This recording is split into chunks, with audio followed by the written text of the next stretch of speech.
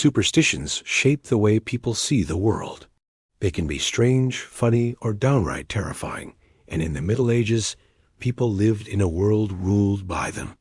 Imagine walking through a candlelit village, where whispers of curses drift through the streets, where charms of bone and herbs are tied above a door to ward off spirits, and where an unexpected sneeze could be taken as a sign from heaven or hell. Life was uncertain, dangerous, and fragile, and so people turned to the unseen, hoping rituals and beliefs could give them a sense of safety. Tonight, we'll step into that world of shadows and mystery, exploring the weirdest medieval superstitions people actually believed, and more.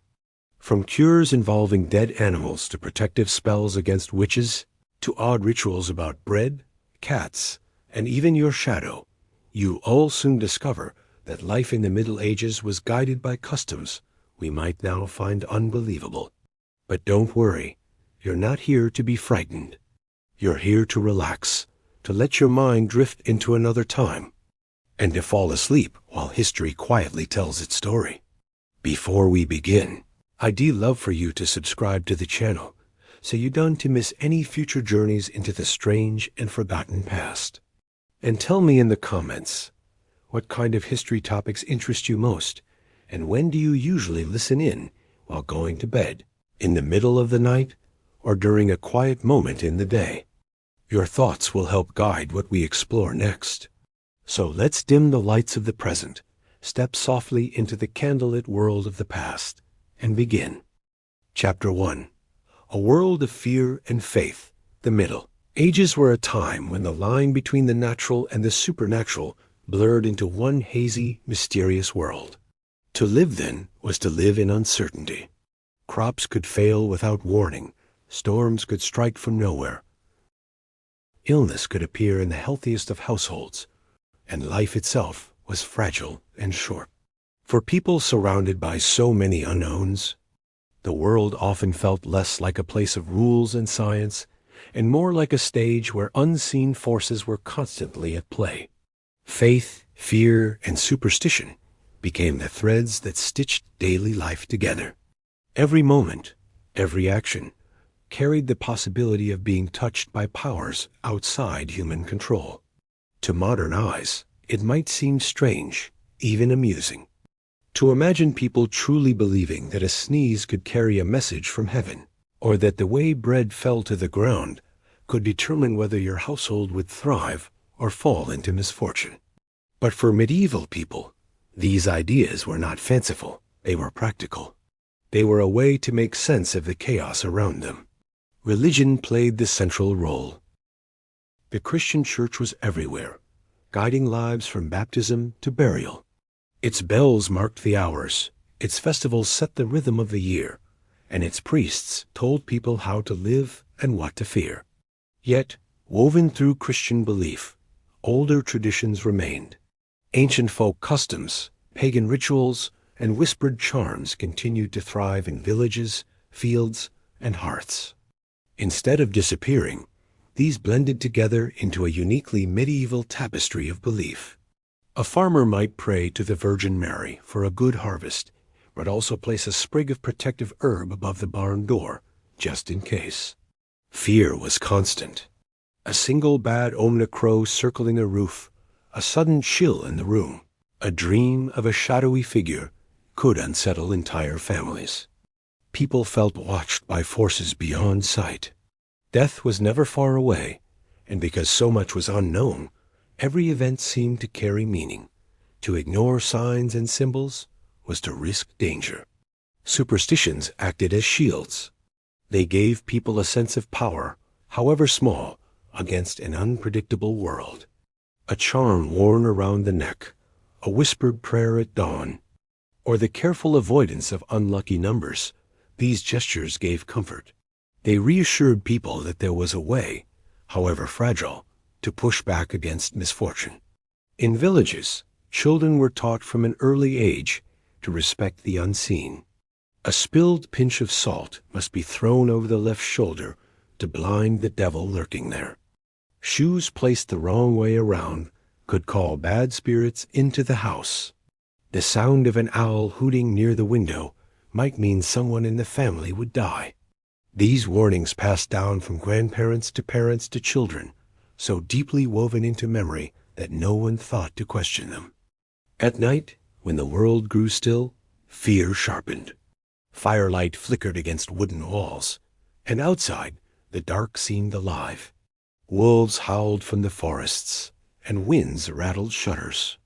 People whispered prayers before sleeping, tracing the sign of the cross for protection, and keeping small talismans by the bedside.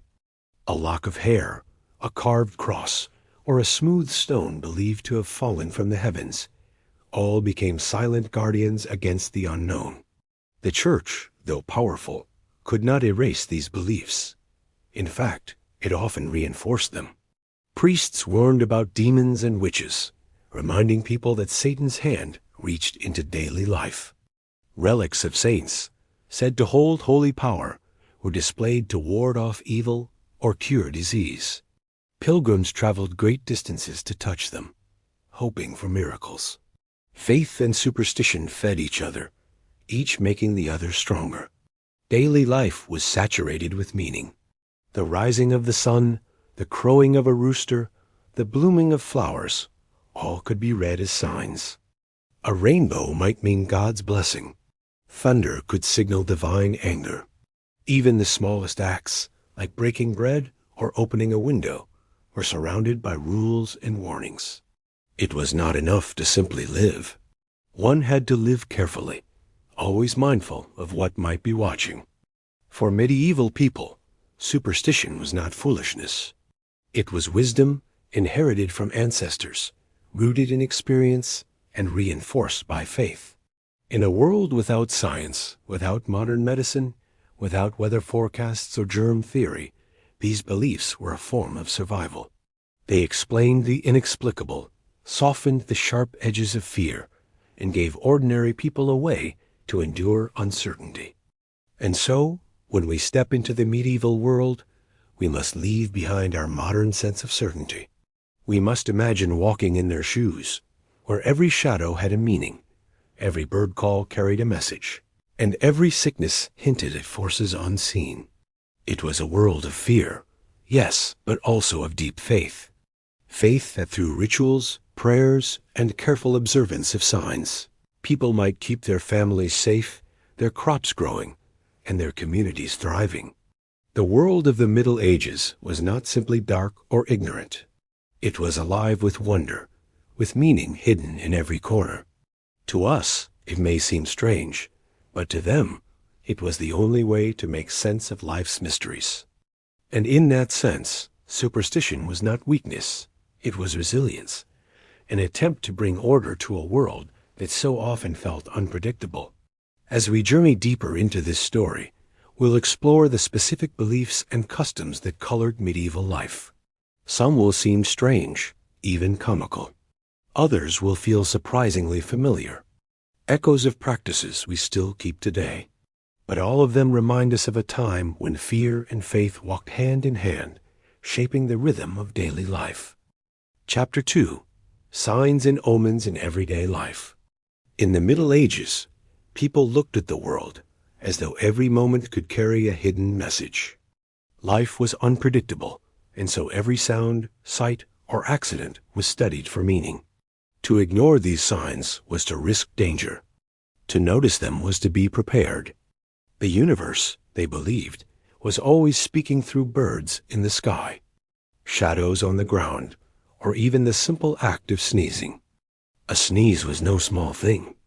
In some places, it was thought that the soul could slip from the body when a person sneezed, leaving them vulnerable for just a moment.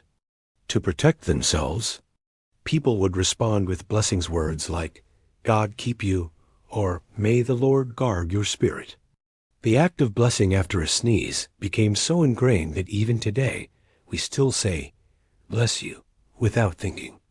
In the medieval mind, however, it was more than courtesy. It was protection, a quick prayer to guard against unseen danger. The way a candle flickered could also be a sign. If its flame bent low or guttered for no reason, people thought a spirit might be near. A sudden extinguishing of the light was far more troubling. It could signal death approaching or a spirit moving through the room. In many households, candles were carefully watched, their behavior seen as a window into forces that could not otherwise be seen. Birds carried powerful meanings too. A raven perched on a roof was considered a terrible omen, often linked to death. Owls, with their haunting calls at night, were believed to herald misfortune or sickness. Yet not all bird signs were ill. The swallow, for instance, was a creature of luck, and its nesting under the eaves of a house was thought to bring protection and prosperity to the family within. Cats, especially black ones, walked a fine line in medieval superstition. Some saw them as witches' companions, dangerous creatures tied to dark powers. Others, however, believed they could protect the home by keeping away evil spirits along with mice. A cat that wandered unexpectedly into a house could spark both fear and relief, depending on the mood of the villagers who saw it. Omens were not limited to animals. Everyday accidents carried their own weight. To drop bread on the ground was unlucky, especially if it fell butter side down. It was considered a disrespect to waste food, which was tied so closely to survival. People often made the sign of the cross before picking it back up, muttering a short prayer to restore its blessing. Similarly, spilling salt was dreaded, for it was rare and valuable. A pinch thrown over the shoulder was meant to keep misfortune away, and failing to do so might invite discord into the household. Dreams, too, were a language of omens. A dream of teeth falling out was thought to foretell the death of a relative. Dreaming of water might bring both hope and fear, depending on whether the water was clear or muddy. People believed that dreams were not random, but messages from God, angels, or even restless spirits, offering warnings or glimpses of the future. It was common to share dreams in the morning, wondering together what they might mean. Even the weather seemed to speak. A sudden storm on a clear day could mean the heavens were angry, while thunder was often heard as God's voice itself. Rainbows were seen as signs of divine mercy, reminders of the covenant between heaven and earth. If the wind howled through the night, villagers might say it was the sound of souls trapped in purgatory, crying out for prayers. The body itself was a source of signs. A sudden twitch of the eye, a ringing in the ear, or a shiver that ran down the spine, all were believed to be warnings. To modern people, these might be nothing more than nerves or passing sensations, but in the Middle Ages, they were taken seriously. A shiver might mean someone was walking over the place where your grave would one day lie. Even the shadow was a matter of superstition. It was thought to be a reflection of the soul, a double of the person that must be treated with respect. To step upon another's shadow, or to cut it with a blade, was considered dangerous, perhaps even deadly. Children were warned never to play carelessly with shadows, for in doing so, they might injure themselves in ways they could not understand. Numbers carried power as well. The number 3 was holy, tied to the Trinity, and so actions repeated 3 times were thought to carry greater strength, whether it was knocking on wood, crossing oneself, or saying a prayer. The number 13, by contrast, was feared. To sit 13 at a table was to invite disaster, for it recalled the Last Supper, where betrayal and death soon followed. Omens could be read in the smallest of encounters. Meeting a monk or a priest on the road could be a sign of blessing, unless he carried a somber face, in which case it might foretell bad luck. A woman carrying an empty bucket was thought unlucky to meet, as emptiness suggested loss. Horseshoes found on the ground, however, were treasured. Nailed above the door, they were said to trap evil spirits within their iron curve, keeping them from entering the house. These beliefs were not idle curiosities. They guided choices, shaped behavior, and gave rhythm to the day. A farmer might wait to plant his crops until he saw a sign of good fortune in the sky. A mother might delay sending her child on an errand if she heard an owl call at dusk. A family might pause before beginning their meal if something unlucky had happened that morning, taking time to pray and restore balance. To us, such superstitions may seem quaint or even humorous, but for the people of the Middle Ages, they were essential. Omens and signs gave meaning to the unpredictable world. They provided warnings, comfort, and the sense that one could be prepared, even against forces too great to understand. And so, each sneeze, each flicker of flame, each bird call in the distance was part of a larger conversation with the unseen. Life was a dialogue with fate, with God, and with the hidden powers that seemed to weave through every moment.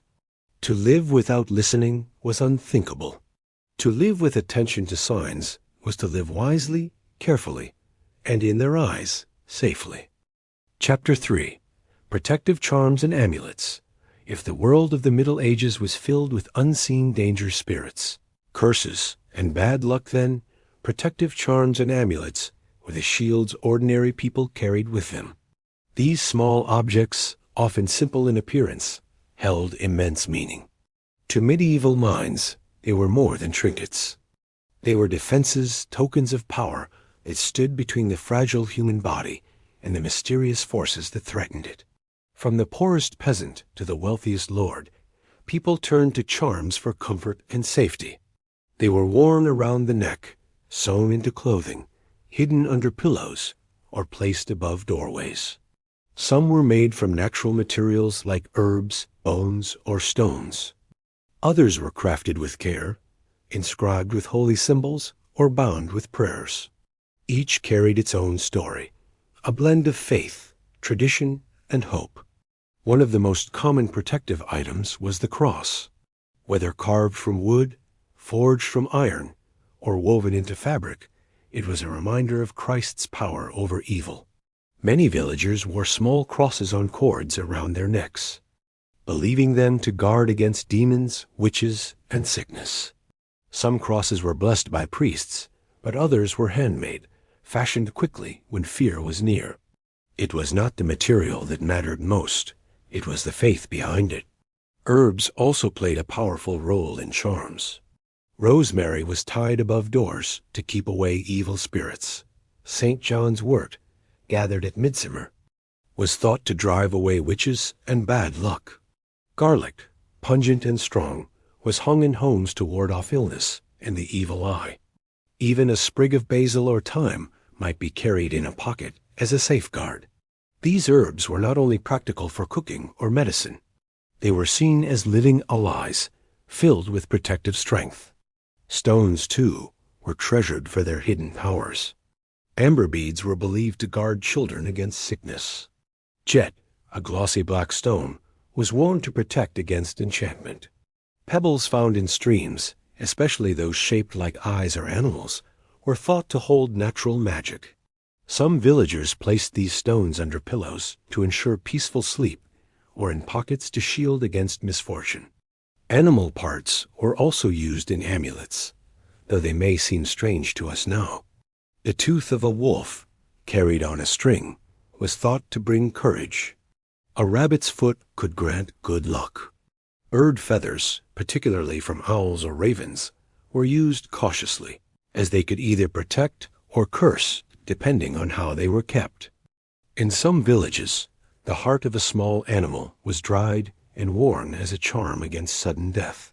To modern minds, this might sound unsettling, but in a time when the natural and supernatural blended, every creature was thought to hold hidden power. Written charms held another kind of strength. Pieces of parchment with prayers, psalms, or sacred names were folded and sewn into pouches.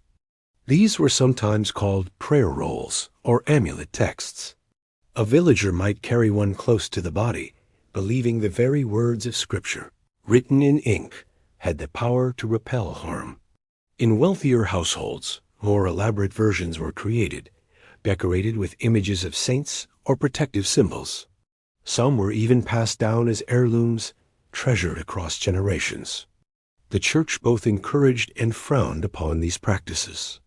Officially, people were told to rely on prayer, confession, and the sacraments. Yet, Priests themselves often blessed charms, herbs, or relics, giving them authority in the eyes of villagers. In truth, religion and superstition were rarely separate. A charm could carry both the words of a priest and the whispered incantation of a grandmother, both thought to work together for protection. Charms were not only personal, but also communal. Villages sometimes placed protective objects at crossroads, wells, or near the edges of fields. These locations were believed to be vulnerable to spirits or witches, and so stones, herbs, or carved symbols were placed there to keep harm away. Doorways and windows were especially important. People carved crosses into the wood, nailed horseshoes above the frame, or placed iron knives in the threshold. These were the points where the outside world could enter, and so they needed the strongest defenses. Children were often given charms from birth. A small amulet might be tied to a cradle to protect the child from sickness or from the envy of others. Mothers sometimes placed bits of coral or amber beads around their babies' necks, believing they would guard against the evil eye. To lose such an amulet was to invite fear. It was as if the child had been left unguarded in a dangerous world. Travelers, too, relied on charms. Roads were risky, filled with thieves, wild animals, and the unknown. Before setting out, a villager might carry a blessed token or tie a sprig of protective herb to their clothing. Knights often carried relics of saints into battle, sewn into their armor, believing the holy presence would shield them from harm. Even merchants, setting out with goods to sell, might tuck a small charm into their pouch to ensure safe passage and good fortune. The belief in these objects was not a matter of choice, but of necessity. To live without protection was unthinkable. Illness, misfortune, and sudden disaster were always near, and so carrying a charm was as natural as carrying food or water. It was a way of walking through a dangerous world with some measure of safety. And though centuries have passed, echoes of these practices remain. We still hang horseshoes for luck, carry lucky coins, or wear jewelry with crosses or other symbols. The act of holding on to something small, believing it keeps us safe, has not left us. It is a quiet reminder of how deeply human the desire for protection is, and how, in the Middle Ages, that desire shaped every pocket, doorway, and prayer. For the medieval person, charms and amulets were not superstition alone. They were hope made tangible. They were the bridge between the known and the unknown, the fragile and the eternal. In a world ruled by uncertainty, they gave comfort, courage, and the sense that no one was ever truly unguarded. Chapter 4. Warding off witches. Few fears loomed larger in the medieval imagination than the fear of witches. To the people of that time, witches were not figures of fairy tales or Halloween costumes, but real, dangerous beings who could bring sickness, spoil harvests, or even cause death. The world already felt fragile enough. To believe that neighbors, strangers, or unseen women in the woods might wield dark powers was deeply unsettling. And so, much of daily life included ways to guard against witches and the harm they were thought to cause. Witches were believed to work with the devil, calling upon him for power. They were said to fly through the night, gather in secret, and cast spells that harmed people, animals, or crops. Sometimes, a sudden misfortune, a cow that stopped giving milk, bread that refused to rise, or a child who fell sick without cause, was blamed not on chance, but on a witch's curse. These fears meant that ordinary villagers always looked for signs of protection. One of the simplest defenses was the sign of the cross. People traced it over their chests, over food before eating, and even over their animals. The cross was believed to repel evil, and witches, as servants of the devil, could not endure its power. At night, when fear was sharpest, families often crossed themselves before bed, asking for God's shield against dark forces. Iron, too, was thought to be a powerful barrier. Knives, nails, or even horseshoes were placed in doorways or windows to prevent witches from entering. Some households drove an iron nail into the threshold, believing no witch could cross over it. Horseshoes, with their crescent shape and strong metal, became a favorite charm, not only for luck, but as a guard against witchcraft. Protective markings were also carved into wood and stone. These witch marks, often simple symbols like circles, stars, or interlocking lines, were scratched into door frames, barns, and hearths. They acted as invisible nets, catching evil before it could slip inside. In many old buildings that still stand today, these marks can be found, faint but enduring reminders of a time when every line carried meaning. Herbs played their part as well. St. John's wort, vervain, and rowan were thought to repel witches. Branches of rowan trees, tied above doors or hung in barns, were believed to guard livestock from enchantment. Lavender was burned in homes to cleanse the air, while rosemary was kept near cradles to protect infants. Even garlic, with its sharp scent, was thought to drive away witches as surely as it drove away illness. Salt was another trusted defense. It was sprinkled across thresholds, mixed into water to bless a house, or placed in small bags carried on journeys. Salt was pure, vital, and incorruptible. Witches, it was believed, could not stand against it.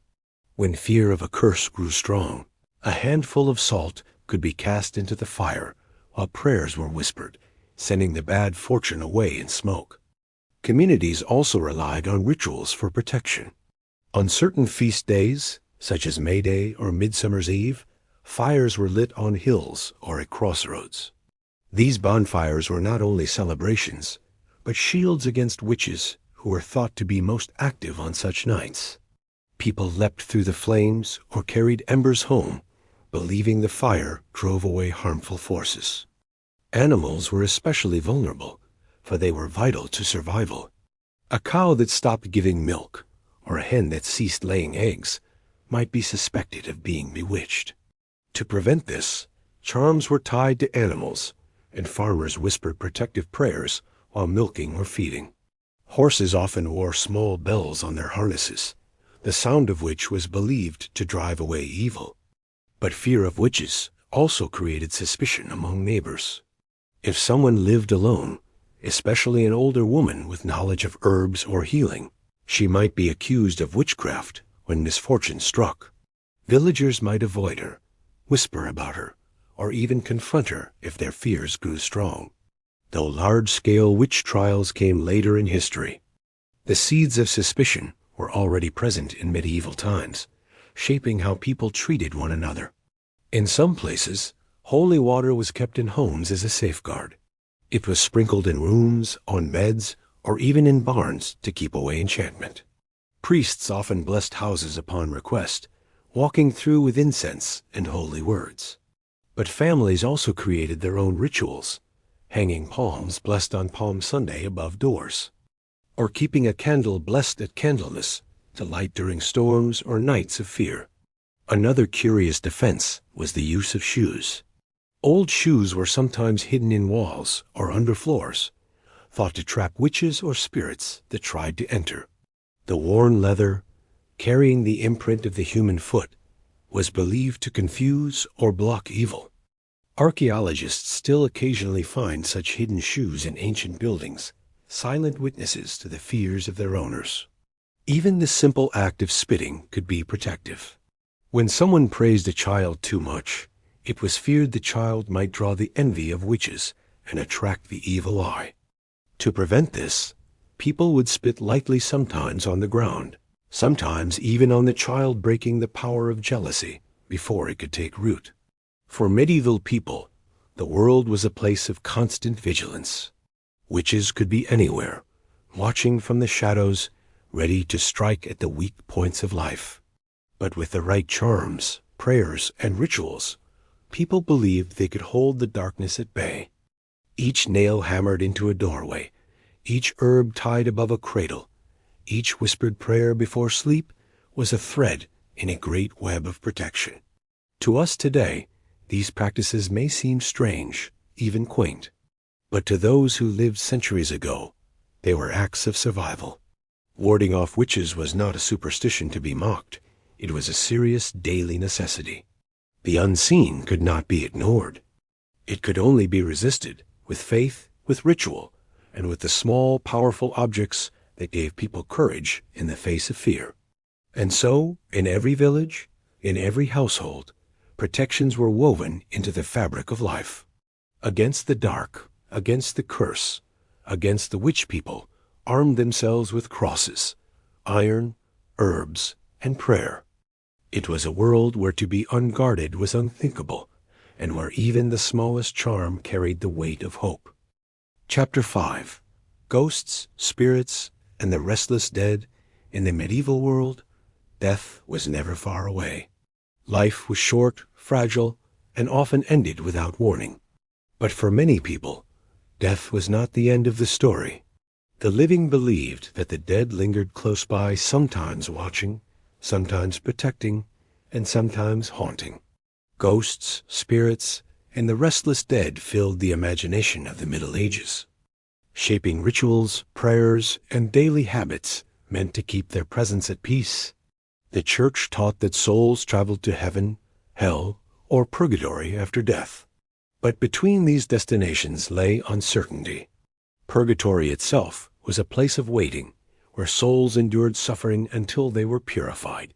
To medieval minds, this meant the dead could hover near the living, crying out for prayers and alms to ease their journey. A sudden chill in the room, the flicker of a candle, or a strange dream might be interpreted as the voice of a soul in need. Families often prayed for their dead at night, whispering words to guide them toward peace. It was believed that forgetting the departed or failing to offer prayers could leave them restless. On All Souls' Day, bells rang across villages to remind people to honor the departed. Food was shared with the poor as offerings, and candles burned in windows to light the path of wandering souls. But not all spirits were gentle. Some were feared as revenants, the restless dead who returned to trouble the living. Tales were told of corpses that rose from their graves, driven by anger, envy, or unfinished business. These revenants were not the pale, ghostly figures of modern stories. They were imagined as physical, solid, and dangerous. In some accounts, villagers even opened graves to pin bodies down with stones or stakes, ensuring they could not rise again. The fear of revenants was strongest at night. Darkness was thought to thin the veil between worlds, allowing the dead to walk. Travelers avoided graveyards after dusk, and villagers locked their doors tightly, whispering prayers before sleep. Dogs were said to sense spirits, barking at empty spaces where humans saw nothing. A barking dog at midnight could fill a household with dread, as it was thought to signal the presence of the dead just outside. Dreams offered another window into the world of spirits. A dream of speaking with a deceased relative might be seen as more than imagination. It could be a visitation. Such dreams were taken seriously, especially if the spirit delivered a message or warning. Families often shared these dreams in the morning, weighing their meaning and sometimes adjusting their lives based on what the dead had told them. Spirits were also believed to linger in places marked by tragedy. A battlefield might be haunted by the souls of the fallen, unable to rest because they had died without confession. Abandoned houses, ruins, or crossroads were thought to be gathering places for wandering souls. People avoided these places at night or carried charms when they had no choice but to pass through. To protect against the restless dead, medieval people turned to rituals. Holy water was sprinkled on graves, homes, and even livestock, creating a shield against harmful spirits. Candles, blessed at church, were lit during storms or when death was near, believed to push back the dark presence of restless souls. Some carried small relics or charms to keep spirits at bay, objects that combined faith and superstition in one. Not all ghostly beliefs were fearful. In some traditions, the dead were thought to watch over their families, offering protection or guidance. Ancestors, remembered in prayers and offerings, could act as silent guardians. A family might feel comforted by the sense that loved ones remained close, unseen but present. Yet the line between comfort and fear was thin. A helpful ancestor could easily be imagined as an angry ghost if misfortune struck, reminding the living that the relationship between the worlds was fragile. Stories of spirits spread easily, whispered at night by firelight. A villager might swear he saw a pale figure walking along the churchyard wall, or heard voices near the old mill where a man once drowned. These stories were not treated as entertainment, but as warnings. To laugh at them was to invite danger. Better to listen carefully, remember the signs, and take precautions against meeting a spirit oneself. In monasteries and churches, tales of spirits also circulated. Monks recorded visions of souls from purgatory, begging for prayers.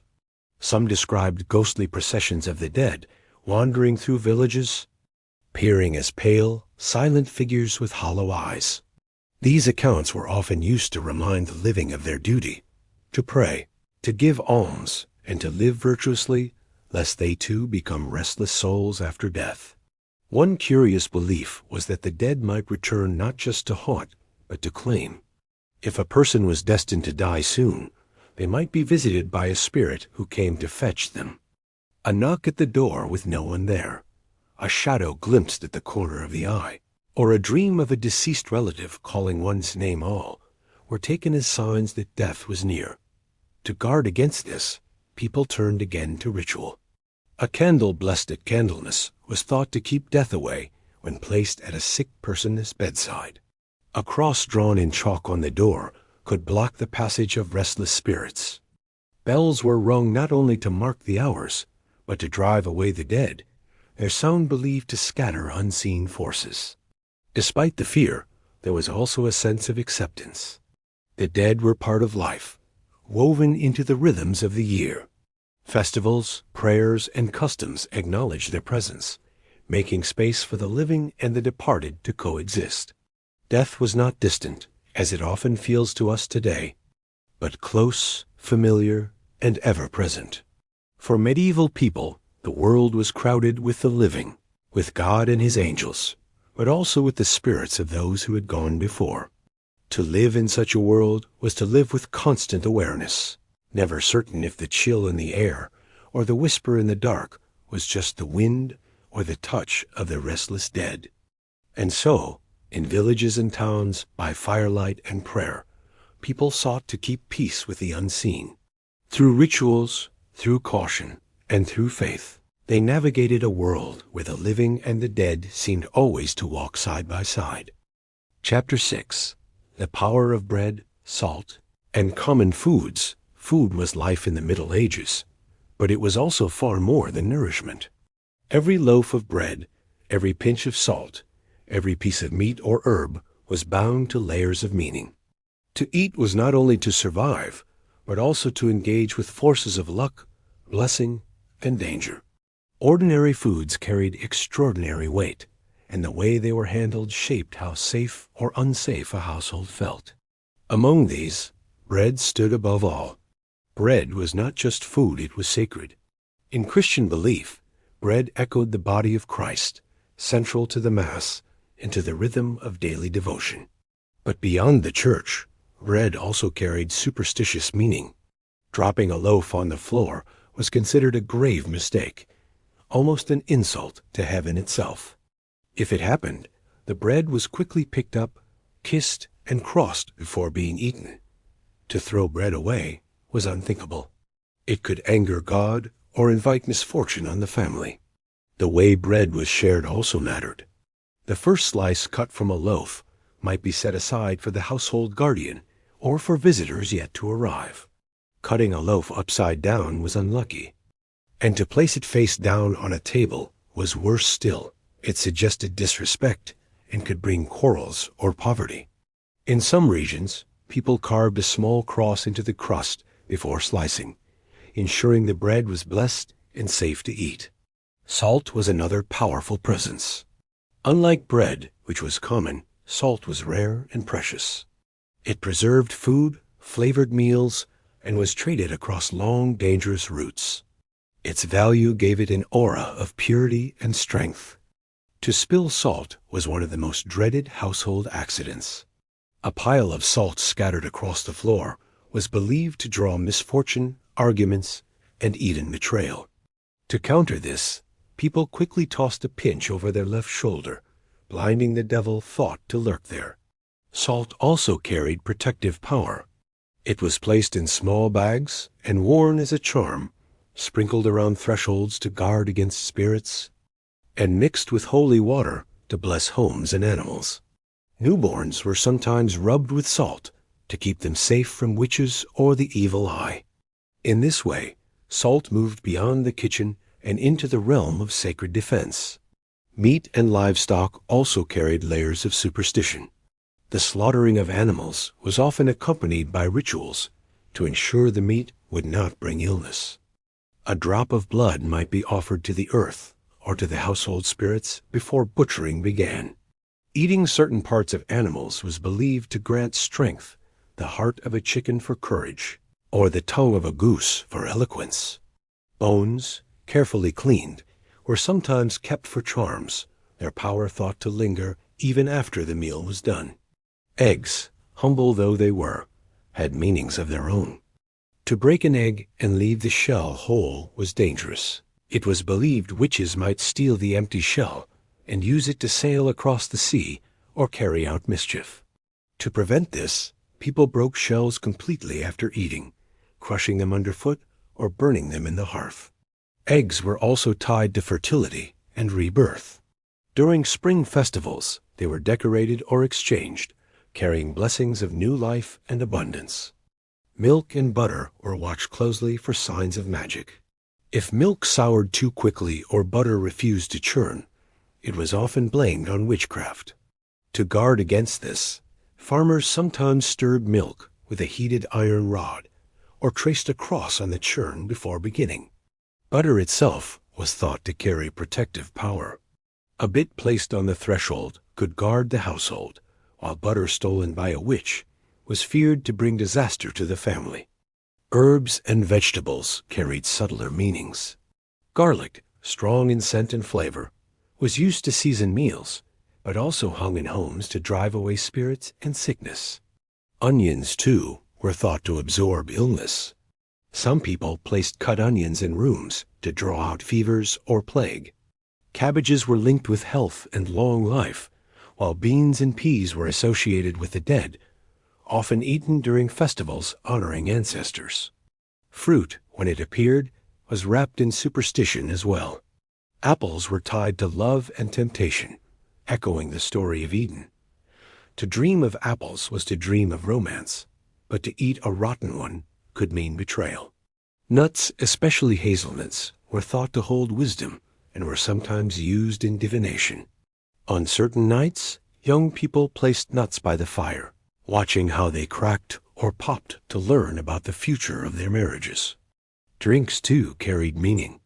Wine, central to the Mass, was sacred, but also feared in excess it could open the door to sin.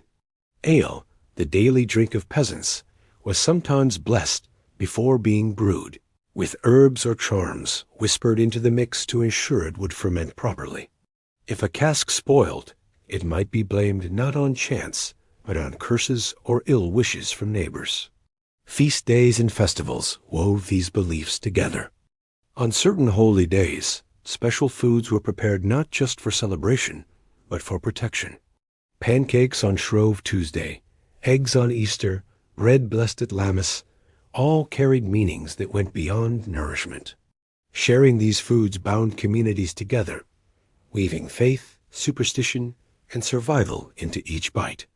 Even the act of fasting held superstitious undertones. To abstain from meat during Lent or on Fridays was a religious duty, but breaking the fast carelessly could be seen as dangerous, inviting not just sin, but bad luck. Some people believed that eating meat at the wrong time might attract illness or cause restless spirits to grow angry.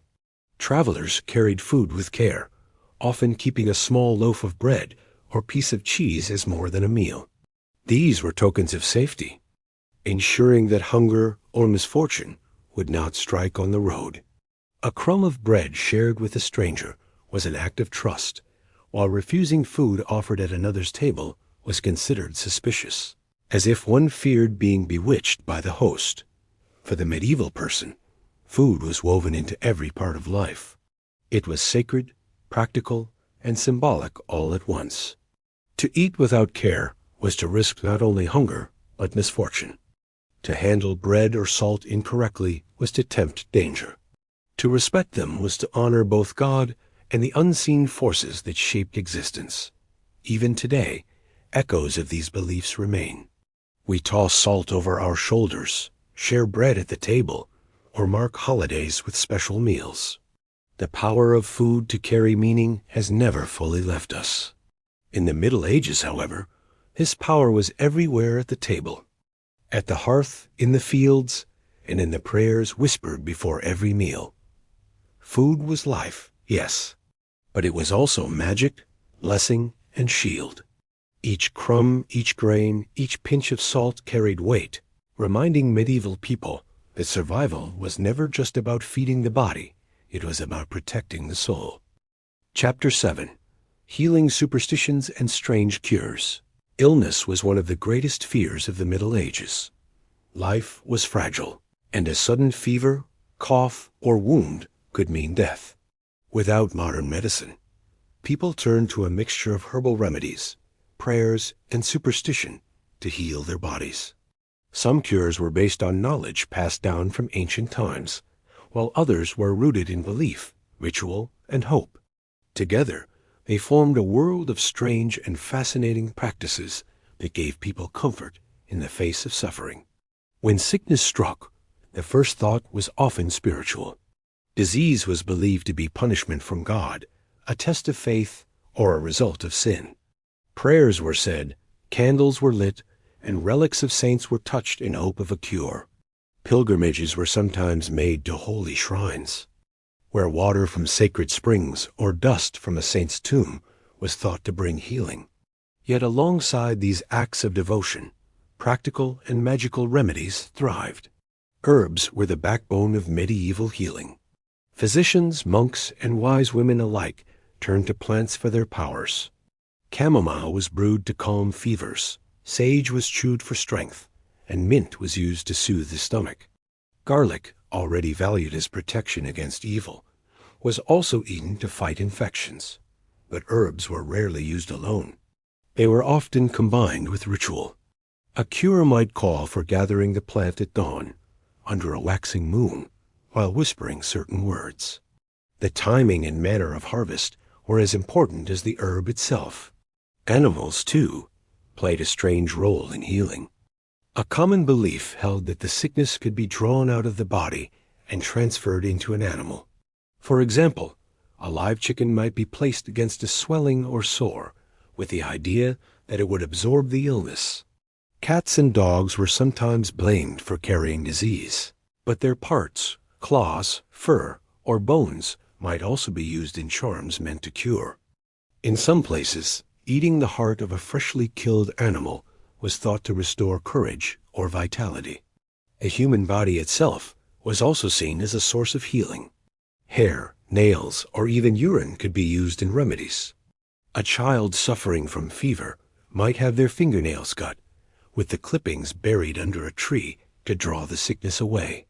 Urine was studied carefully by physicians, its color and clarity believed to reveal the state of health. Though this practice had some basis in observation, it was surrounded by superstition, with certain patterns read as omens of recovery or death. Astrology guided many cures. The stars were believed to influence the body, and treatment often depended on the position of the moon or planets. Bloodletting, a common medical practice, was scheduled only when the stars were favorable. A wound treated under the wrong alignment was thought unlikely to heal. Charts of the zodiac, showing which parts of the body were ruled by which signs, were consulted before remedies were given. Illness was not only in the body, it was written in the heavens. Charms and spoken words carried their own power. A sore throat might be treated by wearing a parchment inscribed with a prayer, hung around the neck. Wounds could be whispered over, with certain words repeated 3 times, often invoking saints or angels. Some believed that simply saying the name of Jesus or Mary while touching the afflicted area could draw out the sickness. In villages, wise women often combined herbs with chants, creating a blend of medicine and magic. Some cures seem especially strange to modern eyes. Powdered toads were given for fevers, and dried earthworms were eaten to ease pain. Spiders, wrapped in silk, were worn around the neck as charms against illness. For toothache, it was said that carrying a dead mouse in the pocket might bring relief. While these cures may sound bizarre, they reflected a belief that every creature and object in the world carried hidden power that could be harnessed. The balance of hot and cold, dry and wet, also shaped healing practices. Based on the ancient theory of humors, illness was thought to arise from imbalance in the body. If a person had too much heat, they might be bled or given cooling herbs. If they were too cold, warming spices like ginger or cinnamon might be prescribed. This system blended natural observation with superstition, giving people a framework to understand sickness even when cures did not work. Communities also gathered for healing rituals. Sick people might be bathed in holy water, carried through the smoke of burning herbs, or even passed through holes in stones thought to hold healing power. Some shrines had wells whose waters were said to cure blindness or paralysis. Pilgrims left offerings, coins, bread, or cloth in return for healing. Leaving the sacred place held more power than any physician could offer. Children were often treated with special care, as they were thought to be more vulnerable to spirits and curses. Amulets of coral, amber, or carved bone were tied around their necks to protect them from sickness. If a child grew weak, parents sometimes carried them to crossroads or circles of standing stones, where rituals were performed to draw out the illness. In times of desperation, parents turned to whatever hope they could find, mixing prayer, superstition, and folk cures. Not all healers were trusted equally. Monks and physicians had learning from books, but village healers relied on local knowledge and tradition. Some were respected, while others were feared, for their remedies seemed too close to witchcraft. A woman who healed with herbs might be praised in one season and accused in another, especially if a cure failed or if misfortune struck elsewhere in the village. The line between healing and magic was thin, and crossing it could bring danger. Despite their strangeness, these practices gave people something precious, a sense of control. To face sickness without tools or hope was terrifying. But to place a charm on a child, to drink a bitter brew of herbs, or to whisper words over a wound, these were ways of fighting back.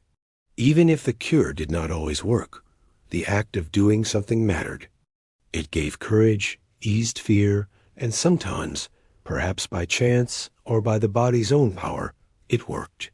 And so, in smoky huts and stone castles alike, healing in the Middle Ages was a blend of science, faith, and superstition. Strange cures, holy prayers, and herbal brews stood side by side. To us, they may seem odd, even foolish, but to the people of that time, they were lifelines, threads of hope in a world where illness struck without warning and life hung always in the balance. Chapter 8. Astrology and the Influence of the Stars for the People of the Middle Ages. The sky above was more than beauty. It was a map of fate. The stars, the planets, and the moon were believed to guide human lives, shaping health, fortune, and even the outcome of wars. To glance upward on a clear night was not simply to see points of light. It was to look upon a vast script written by God, angels, or mysterious forces, spelling out the destiny of all living things.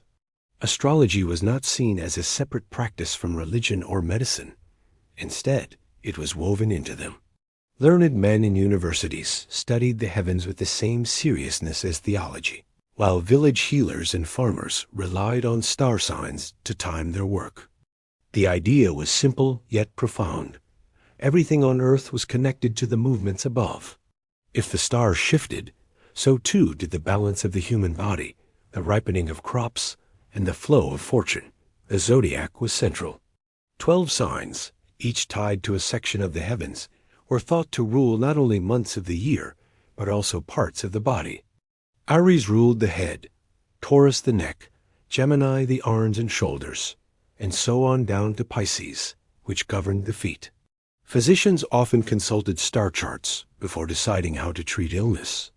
To bleed a patient when the moon was in the wrong sign could bring disaster, while to choose the right moment promised healing. The moon itself carried immense influence. Its waxing and waning guided planting, harvesting, and healing alike.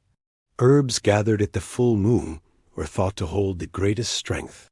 Certain tasks, like cutting hair or nails, were timed carefully with the lunar cycle to ensure health.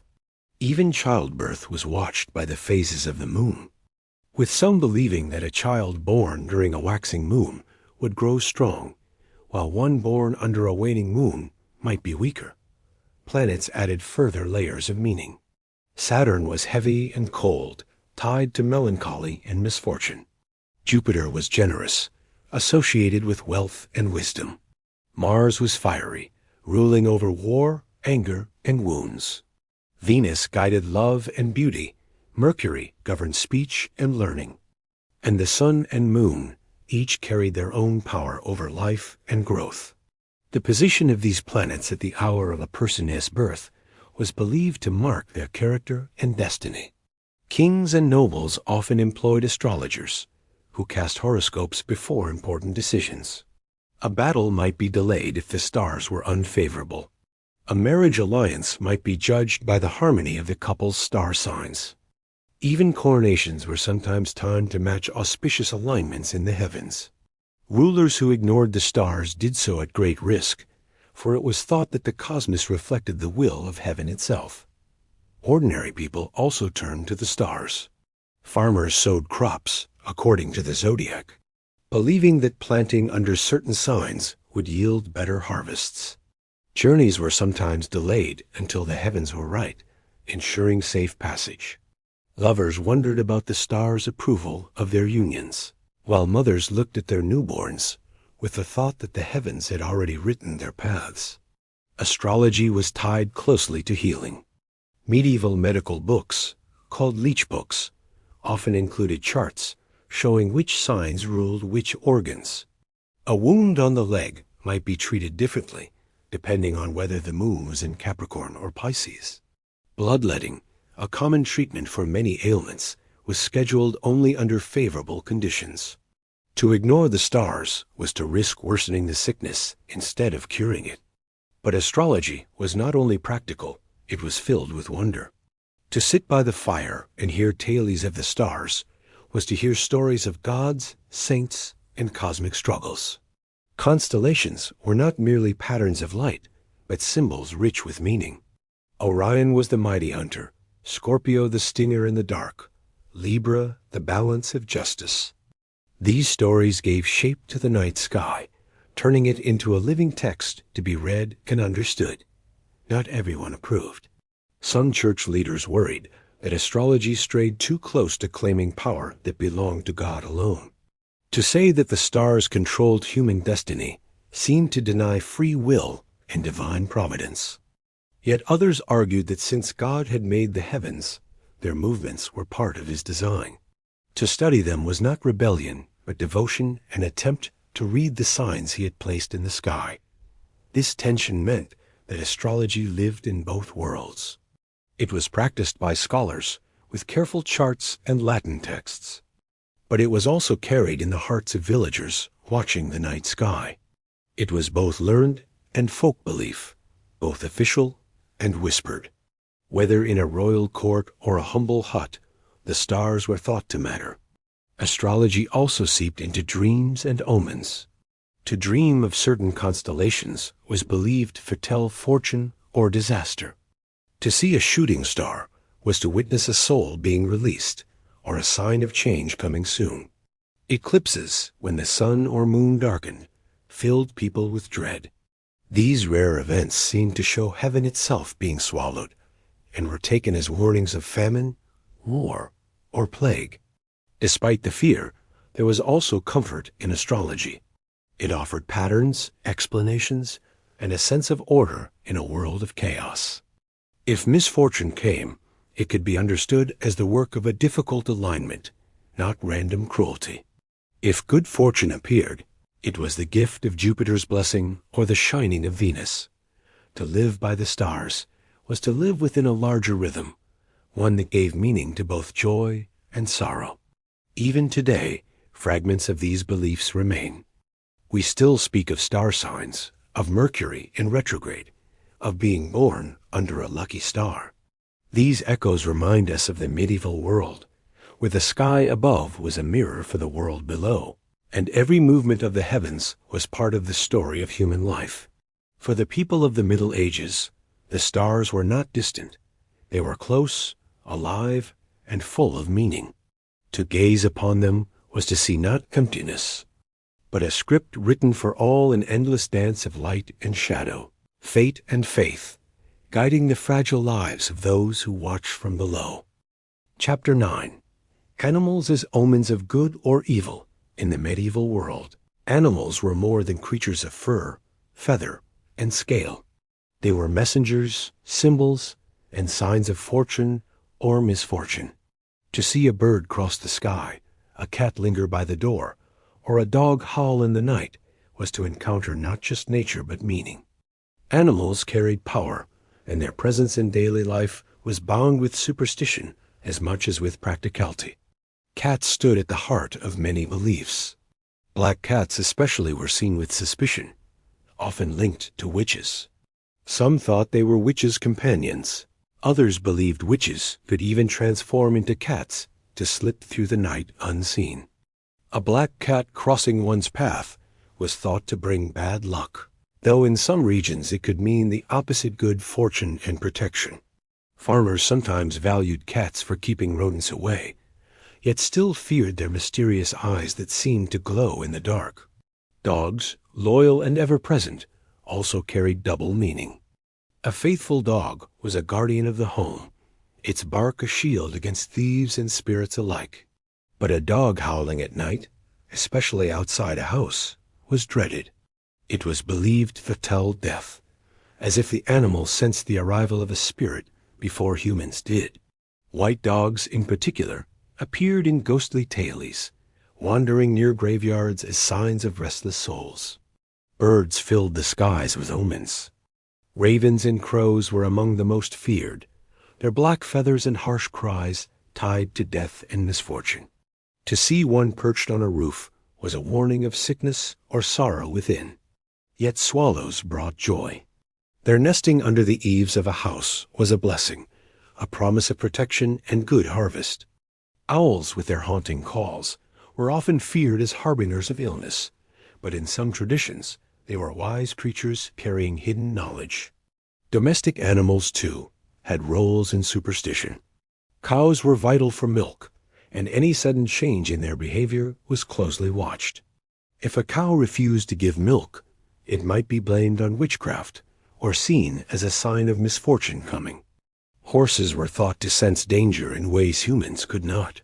A horse refusing to pass a certain spot in the road might mean a spirit lingered there, invisible to the human eye. Smaller creatures carried meaning as well. Frogs and toads were often connected to witches, used in potions or seen as familiars. To stumble upon a toad at one's doorstep could mean danger or curses, though in some places a toad kept in the house was believed to absorb illness and protect the family. Bees were treated with great respect, for they were thought to share in the fortunes of their keepers. If a beekeeper died, it was customary to tell the bees, whispering the news to the hive to prevent the bees from leaving or dying themselves. Snakes and serpents carried the weight of ancient symbolism. They were tied to the devil, to temptation, and to hidden danger. Yet they were also seen as powerful symbols of healing, their shedding of skin linked to renewal. A snake crossing one's path was cause for caution, but a snake's skin carried as a charm might bring protection. Wild animals of the forest were equally full of meaning. Wolves, howling from the dark woods, were feared not only for their teeth, but for their spiritual power. Their cries at night were thought to signal storms or the approach of death. Deer, by contrast, were seen as noble and pure, sometimes even linked to Christ himself in medieval stories. To see a deer near one's village could be taken as a blessing, a sign of peace. Fish, central to fasting and holy days, carried sacred symbolism. To catch a fish easily was a sign of divine favor, while to find the nets empty could mean sin or misfortune in the community. In Christian imagery, the fish represented Christ, and so fishermen sometimes crossed themselves before casting their nets, asking for blessing. Insects, though small, were not without significance. A swarm of locusts or unusual numbers of flies were thought to be signs of divine anger. Butterflies, delicate and fleeting, were linked in some regions to the souls of the departed. To see a butterfly in the home might be a sign that a loved one was near, visiting in gentle form.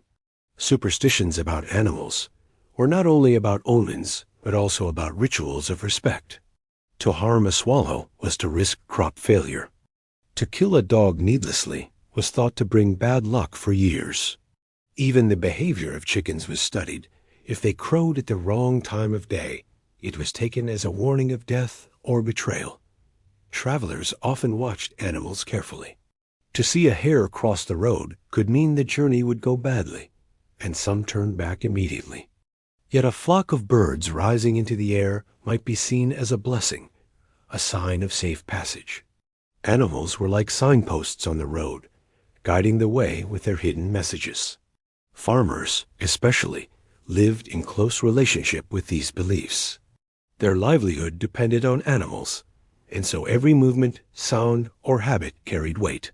A restless cow, a horse refusing to drink, a flock of geese flying unusually low all were read as signs to act with care. Survival depended not only on hard work, but on listening to the language of the creatures around them. In many ways, animals were bridges between the human world and the unseen. They lived close to people, but also in the wild, in fields, forests, and skies that seemed touched by mystery. Their behavior was unpredictable, their forms sometimes strange, and so they became natural carriers of meaning. To ignore their signs was to risk walking blindly in a world full of hidden dangers. And yet, animals also brought comfort. A cat curled by the fire, a dog lying at the doorway, a bird singing in the morning. These were small blessings, reminders of safety and continuity. They were companions, protectors, and symbols of hope, just as often as they were omens of fear. For medieval people, the world was alive with meaning, and animals were among its clearest voices. Each cry, each shadow, each paw print in the mud was part of the conversation between earth and heaven, life and death, safety and danger. To live wisely was to listen, to respect, and to heed the signs carried by feather, fur, and claw. Chapter 10. The Curse of the Evil Eye. Among the many fears of the medieval world, few were as widespread or as deeply felt as the dread of the evil eye. It was a belief both simple and unsettling, that a single glance, charged with envy or malice, could bring harm. To be looked upon with jealousy was to be vulnerable, for the eyes were thought to carry power strong enough to sicken, to blight, or even to kill. The fear of the evil eye stretched back to ancient times, but in the Middle Ages it remained alive in villages, towns, and courts alike. A mother might whisper a prayer when someone praised her child too warmly. A farmer might guard his animals after a stranger's lingering gaze. Beauty, success, or even a moment of good fortune could draw the dangerous attention of others, and so protection was needed at every turn. The evil eye was especially feared for its effect on children. Infants, delicate and new to the world, were thought to be the easiest targets. A single envious glance could sap their strength, bring on sudden fever, or cause them to cry without end. Parents tied amulets around their babies' necks, beads of amber, bits of coral, or small crosses to guard against harm. Visitors who admired a child were sometimes expected to touch the infant ensuring that their gaze carried no hidden malice. Livestock, too, were vulnerable. Cows that stopped giving milk, sheep that grew thin, or chickens that ceased laying eggs, were sometimes said to have fallen under the spell of the evil eye. Farmers sprinkled salt on the animals, traced crosses upon their foreheads, or led them through smoke from burning herbs to break the curse. For communities that relied on animals for survival, these rituals were not optional. They were acts of protection, as vital as feeding or sheltering the herd. Women were often suspected of possessing the evil eye, especially those who lived on the edges of society. An elderly woman with sharp eyes, a midwife whose presence seemed uncanny, or a neighbor whose glance lingered too long could be accused of wielding this silent power. But suspicion could fall on anyone. Even friends or family might be feared if their envy was suspected. Praise itself was dangerous, for to say too much about another's good fortune risked casting the evil eye without meaning to. Defenses against the curse were many. Spitting was a common remedy. After receiving a compliment, one might spit lightly on the ground, or even pretend to spit on the person or object praised, to break the effect of envy. Some whispered protective prayers under their breath, while others carried charms inscribed with holy names. Iron objects, salt, and certain herbs were thought to shield against the evil eye, just as they guarded against witches and spirits. Symbols also held protective power. Circles, knots, and eye-shaped amulets were used to reflect or trap the harmful gaze. In some regions, shoes were nailed above doors, or small mirrors were placed on walls, turning the curse back upon the one who cast it. Religious imagery, too, played a role. Images of saints, crosses, or verses from the Bible were carried as shields against ill will.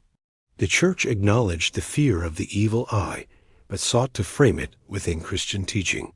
Priests reminded the faithful that envy was a deadly sin, dangerous not only to others, but to the soul of the one who felt it.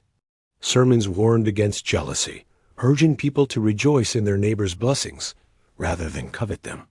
Yet at the same time, the Church blessed charms and prayers meant to defend against the curse, allowing superstition and faith to live side by side.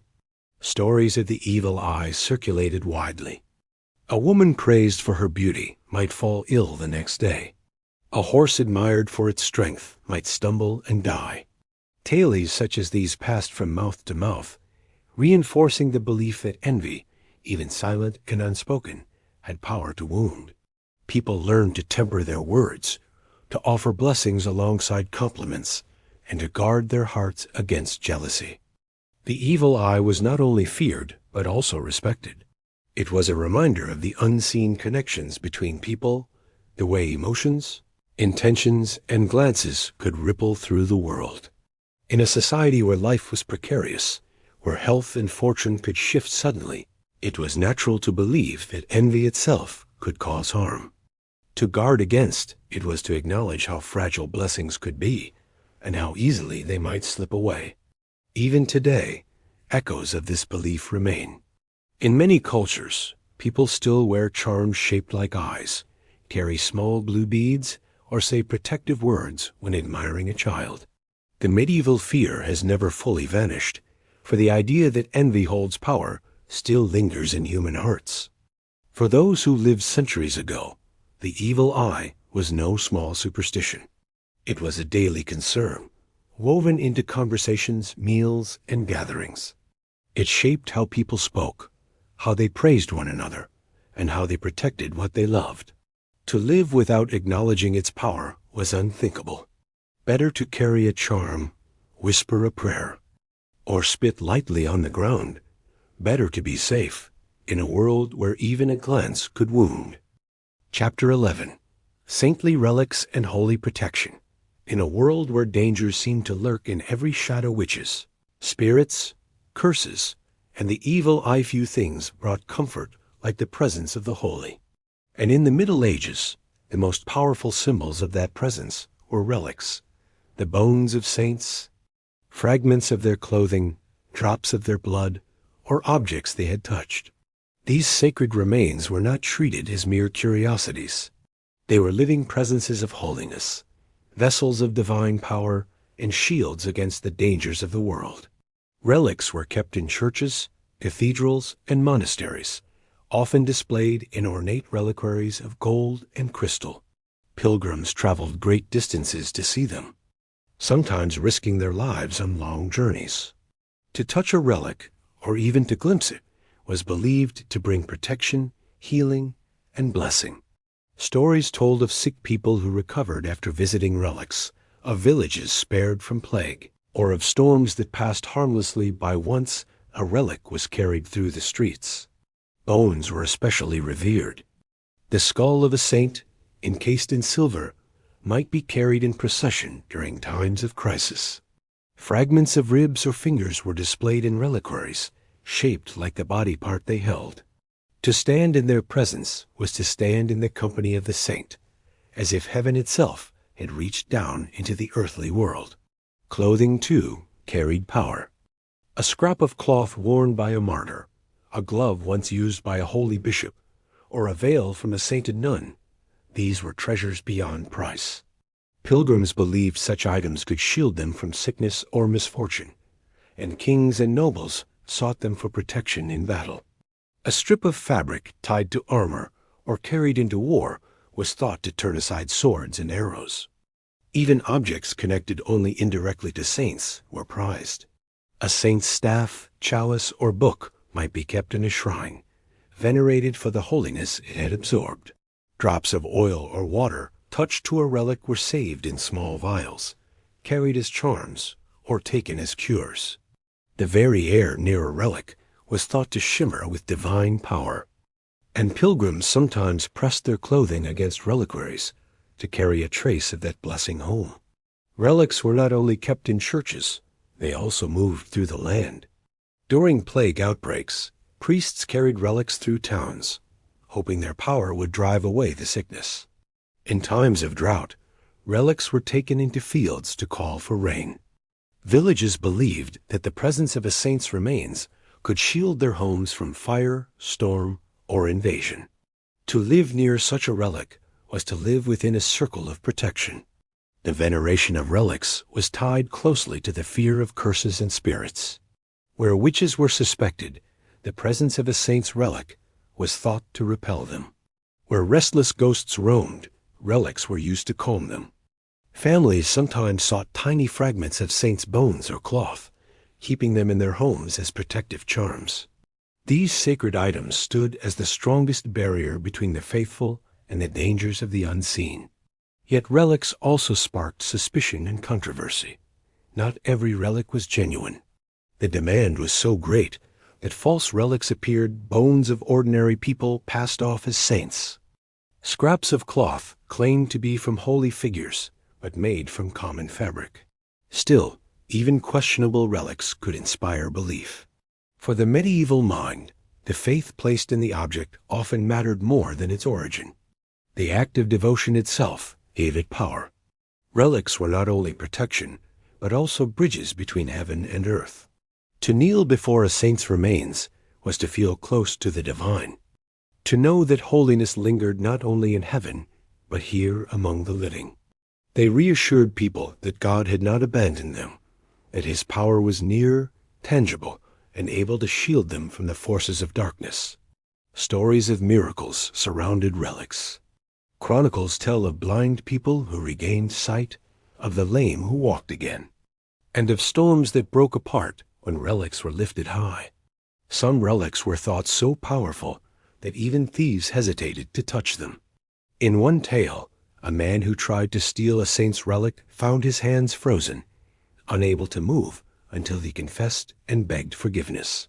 Such stories reinforced the sense that relics were not passive objects, but living forces of protection. Pilgrimage to relics became one of the most common expressions of faith. Pilgrims walked for days, weeks, or months to reach shrines like Canterbury in England, Santiago de Compostela in Spain, or countless local chapels scattered across the countryside. Along the way, they carried tokens blessed by contact with relics badges, medallions, or small cloths that they believed would keep them safe on their journey. To return home with such a token was to bring a piece of holy protection back to one's family. The church encouraged these practices, though it also reminded the faithful that relics were not magical in themselves. Their power, it was said, came from God, working through the holiness of the saints. Yet for ordinary people, the distinction often blurred. To hold a relic, to touch it, or even to stand in its presence was to feel shielded from harm. It was a comfort too powerful to question. In times of fear, whether of disease, famine, or invasion, people clung to relics as their strongest safeguard. They carried them in procession, prayed before them, and slept with tokens near their beds. Relics turned fear into hope and uncertainty into faith. They were the holy shields of the Middle Ages, as essential to survival as food, water, and shelter. Even now, the memory of relics lingers. Many are still preserved in cathedrals across Europe, their ornate reliquaries gleaming with gold and jewels. Pilgrims still come, not always out of fear, but often out of wonder, curiosity, or devotion. The belief that holiness can live in physical things has never fully left us. For medieval people, however, relics were not just reminders of the holy, they were the holy.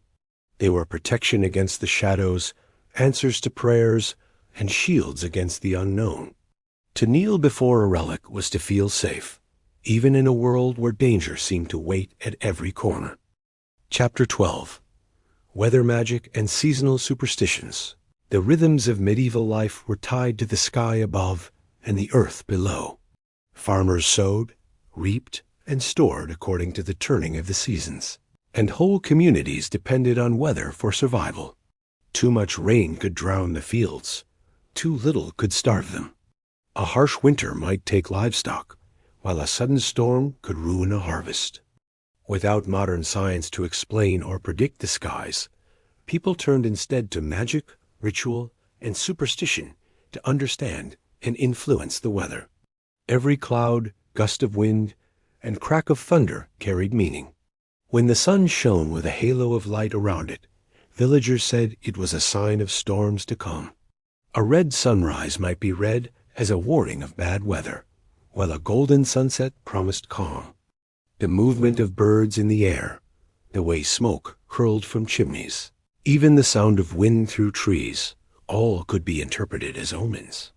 The natural world was a language to be read, and people sought to learn its words. Storms inspired the greatest fear. Thunder and lightning were thought to be direct signs of God's anger. Churches rang their bells during storms, believing the sacred sound would scatter the clouds and drive away lightning. Some communities lit candles blessed at Candlemas, their small flames seen as protection against the violent forces outside. Others carried charms of iron or placed knives point up in the ground, hoping the metal would draw the lightning harmlessly away. Rain, both too much and too little, was the focus of many rituals. In times of drought, villagers carried relics of saints into the fields, praying for rain to fall. Processions wound through the countryside, with crosses raised high, while hymns echoed across the land. Children sometimes carried branches decorated with ribbons, their songs asking heaven to open its gates. When rain did come, it was celebrated not just as a blessing of nature, but as the answer to prayer. Too much rain, however, was a curse. Floods ruined crops and carried sickness.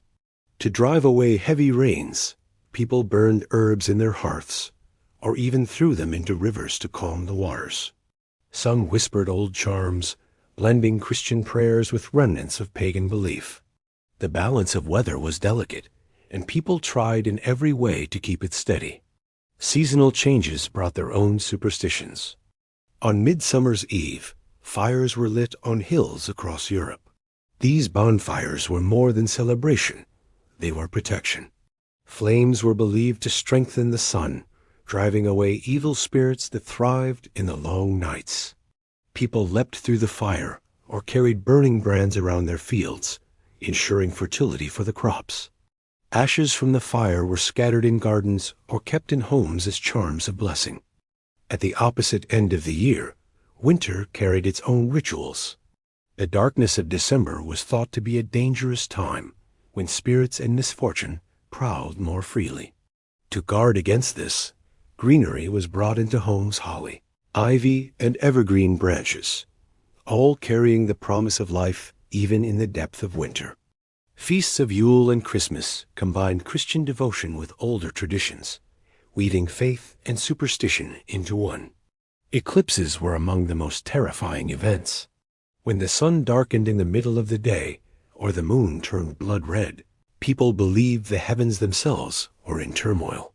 Some thought dragons or demons were devouring the sun, while others saw the events as omens of war, famine, or the death of kings. Villagers prayed, rang bells, or made loud noises to scare away the darkness, hoping to restore balance to the sky. The wind, too, carried meaning. A strong wind from the east might be seen as a sign of plague, while a gentle breeze from the west promised good fortune. Seafarers prayed for favorable winds, offering coins or bread to the waves before setting sail. To spit into the wind was considered dangerous, a sign of disrespect that might bring storms in return. Farmers watched the seasons closely, blending observation with superstition. Planting was often guided by the phases of the moon. Certain crops were sown during the waxing moon, others during the waning. Harvest festivals celebrated not just the bounty of the land, but the hope of continued favor from the heavens. To leave a corner of the field unharvested was a common practice, an offering to the spirits of the land to ensure next year's crops would thrive. Animals were thought to predict the weather as well. If swallows flew low, rain was expected. Frogs croaking loudly meant storms were near. Sheep lying close together in the fields were taken as signs of bad weather, while a cock crowing at unusual times was thought to foretell changes in the sky. People watched these signs carefully, believing that animals were more closely attuned to the mysteries of nature. Superstitions about weather were not only about survival, but also about morality. A storm that struck a village might be interpreted as punishment for sin. A drought might be blamed on failure to honor a saint's feast day. In this way, weather was not just natural, it was moral, tied to the behavior of the community. To live virtuously, to honor God and the saints, was to keep the skies calm and the harvest plentiful. In times of disaster, communities turned to both faith and magic. They carried relics in procession, burned herbs, sang hymns, and whispered charms. Every act was a plea for balance, a hope that the forces of the sky would soften their power. Whether it was a candle lit in a storm, a leap through midsummer fire, or an offering at a harvest festival, people sought connection with the unseen forces that shaped the world above. Even today, traces of these beliefs linger. We still say, "Red sky at night, shepherd's delight. Red sky in the morning, shepherd's warning." We still mark midsummer with bonfires in some places, and harvest festivals remain tied to gratitude for the land. The medieval belief that weather could be influenced by ritual may be gone, but the sense of awe before the sky remains.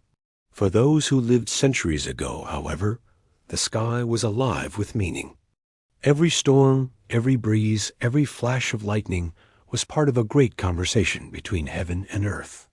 And through weather magic and seasonal superstitions, people found a way to speak back, to plead, to protect, and to hope that the fragile balance of their lives would be preserved.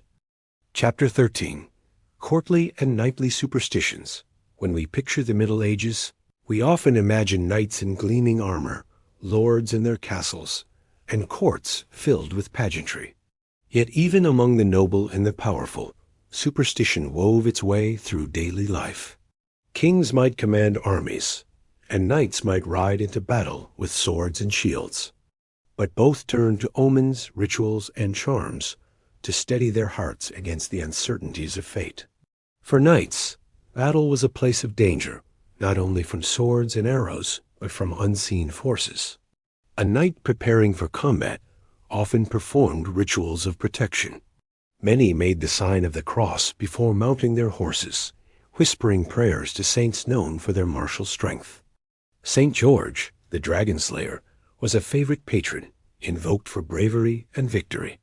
Some knights wore relics into battle, a scrap of cloth from a saint's robe sewn into their armor, or a small bone kept in a pouch around the neck. These holy objects were believed to shield them from harm, turning aside blades and arrows. The way armor was donned also carried meaning. To put on the left gauntlet before the right was thought to invite bad luck. Horses, too, were treated with reverence. If a knight's horse stumbled while leaving camp, it could be read as a terrible omen, perhaps a warning that the knight would not return. Conversely, if the horse neighed strongly or stamped with vigor, it was a sign of courage and strength.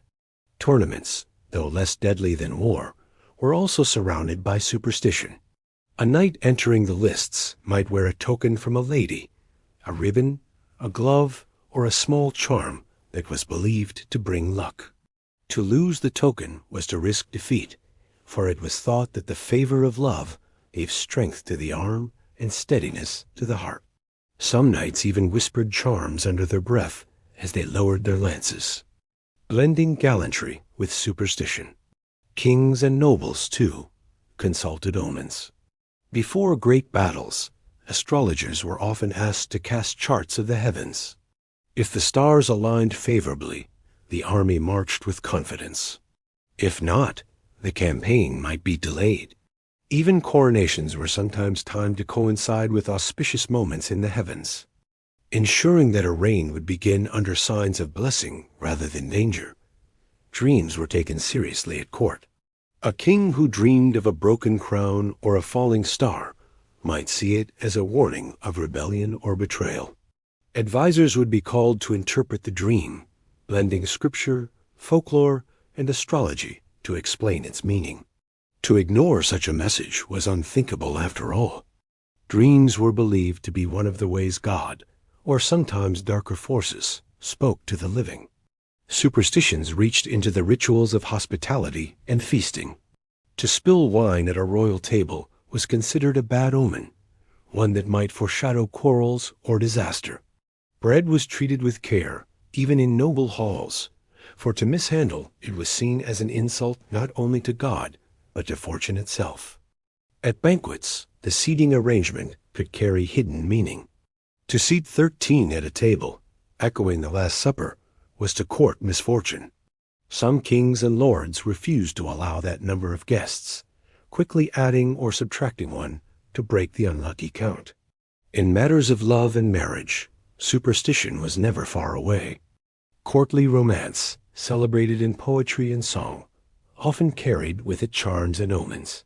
Lovers exchanged tokens believed to bind their hearts, and some sought the guidance of astrologers to determine whether their union was blessed by the stars. A wedding delayed by stormy weather might be feared as a sign of an unhappy match, while a rainbow on the wedding day was celebrated as a promise of harmony. Knighthood itself carried rituals that were partly religious, partly superstitious. The night before being knighted, a squire often kept vigil in a chapel, praying through the hours of darkness. But beyond prayer, some also carried charms hidden in their clothing, or whispered protective words before dawn. The ceremony of dubbing was sacred, yet superstition seeped into every corner, ensuring that the new knight stepped into his role with every possible safeguard. Weapons were treated almost as living things. A knight's sword, for example, was often given a name Durendal, Joyeuse, or Excalibur in legend and story. These names were not only for glory, but also for power. To name a sword was to bind it, to give it character, and in some sense, to give it soul. Many swords were blessed by priests, sprinkled with holy water, or even touched to relics. To lose one's sword in battle was more than a practical loss. It was a spiritual wound. The fear of betrayal, ever present in courtly life, also fed superstition. A candle blowing out suddenly during a council could be taken as a sign that treachery was near. A raven croaking near the castle gates might be read as a warning of death within the halls. Kings sometimes carried personal charms against poisoning rings set with stones believed to change color in the presence of venom, or cups made of materials thought to neutralize toxins. Even clothing carried protective meaning. A noble might wear a jewel not only for display, but for its hidden powers. Rubies were said to bring courage, sapphires purity, and emeralds protection against betrayal. Pearls, pale and luminous, were linked with tears and so avoided on wedding days. Jewelry was not only fashion, but also armor, a shield against fortune's shifting tides. Despite all these beliefs, knights and nobles still faced defeat, sickness, and death. Superstition did not guarantee safety, but it gave structure to a world of uncertainty. To carry a charm, to read the stars, to heed omens was to feel a little more prepared, a little more protected. It was a way of making sense of events beyond one's control. And so, in castle halls and tournament fields, on battlefields and at wedding feasts, superstition lingered. It whispered in the turning of the stars, the stumble of a horse, the flicker of a candle flame.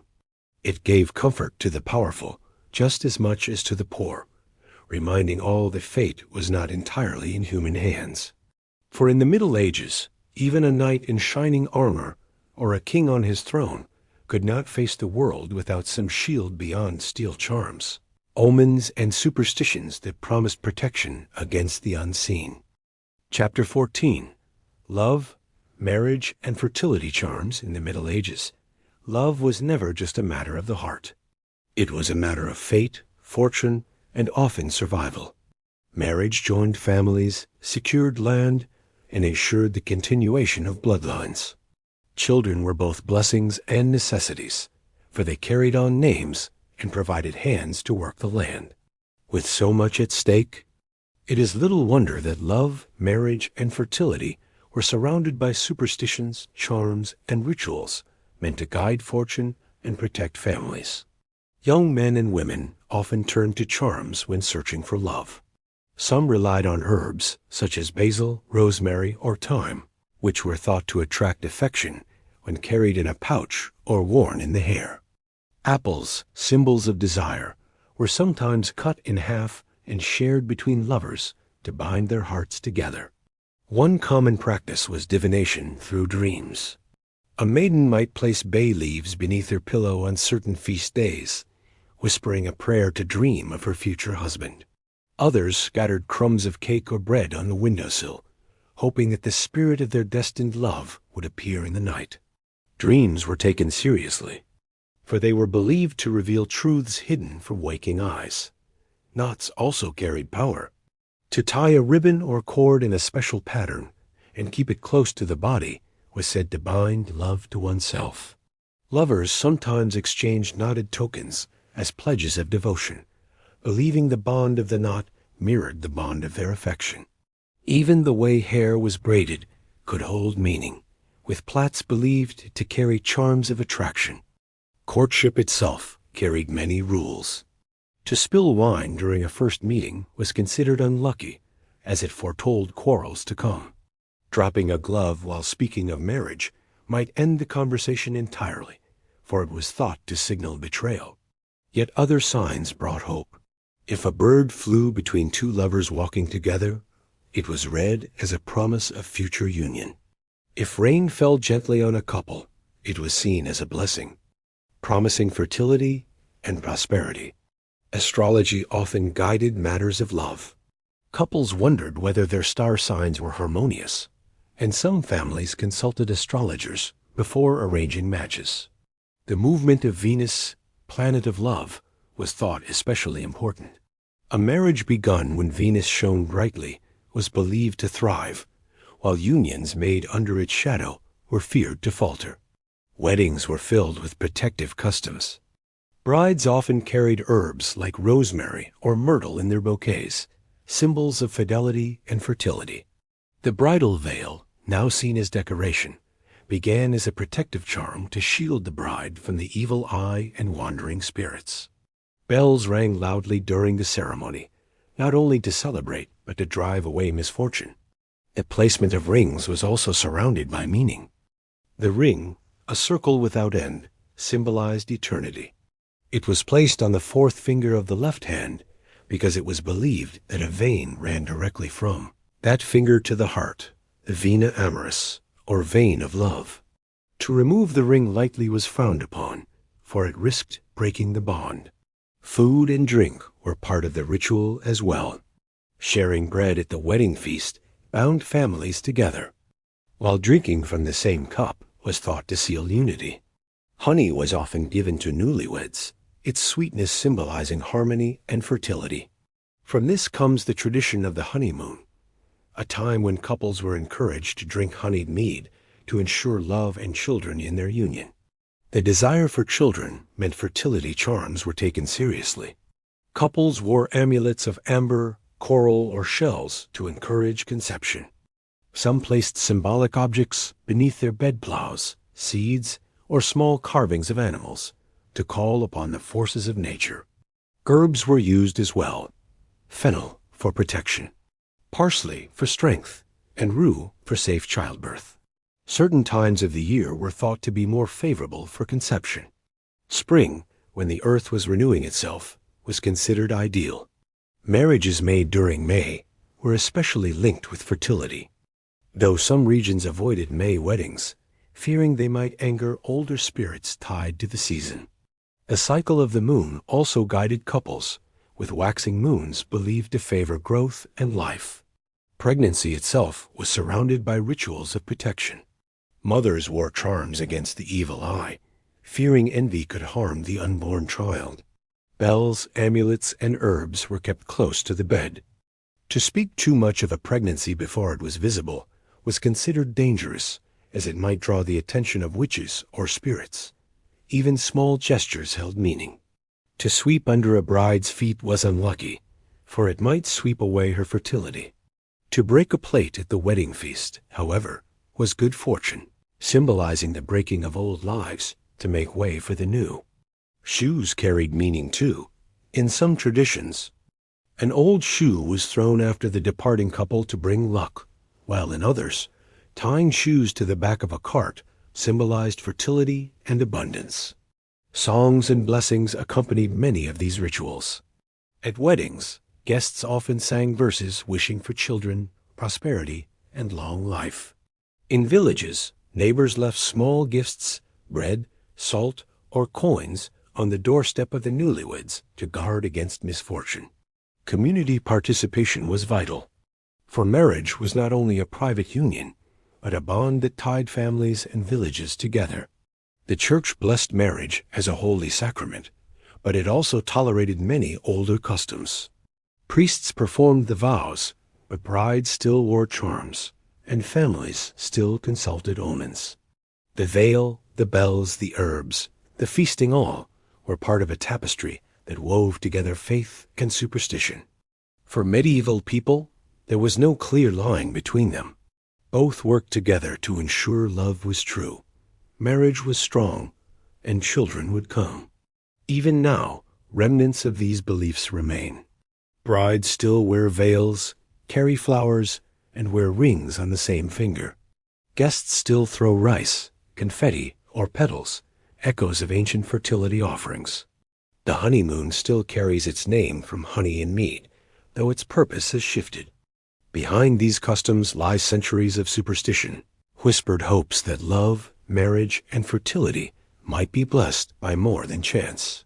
For the people of the Middle Ages, these rituals and charms were more than tradition. They were shields against uncertainty, tools for shaping the most important parts of life. Love was precious, but fragile. Marriage was binding, but risky. Children were gifts, but not guaranteed. Through charms, omens, and blessings, people reached for protection, weaving hope into every knot, every herb, every whispered word at the altar. Chapter 15. Everyday rituals in the village life in a medieval village was shaped as much by ritual as by work.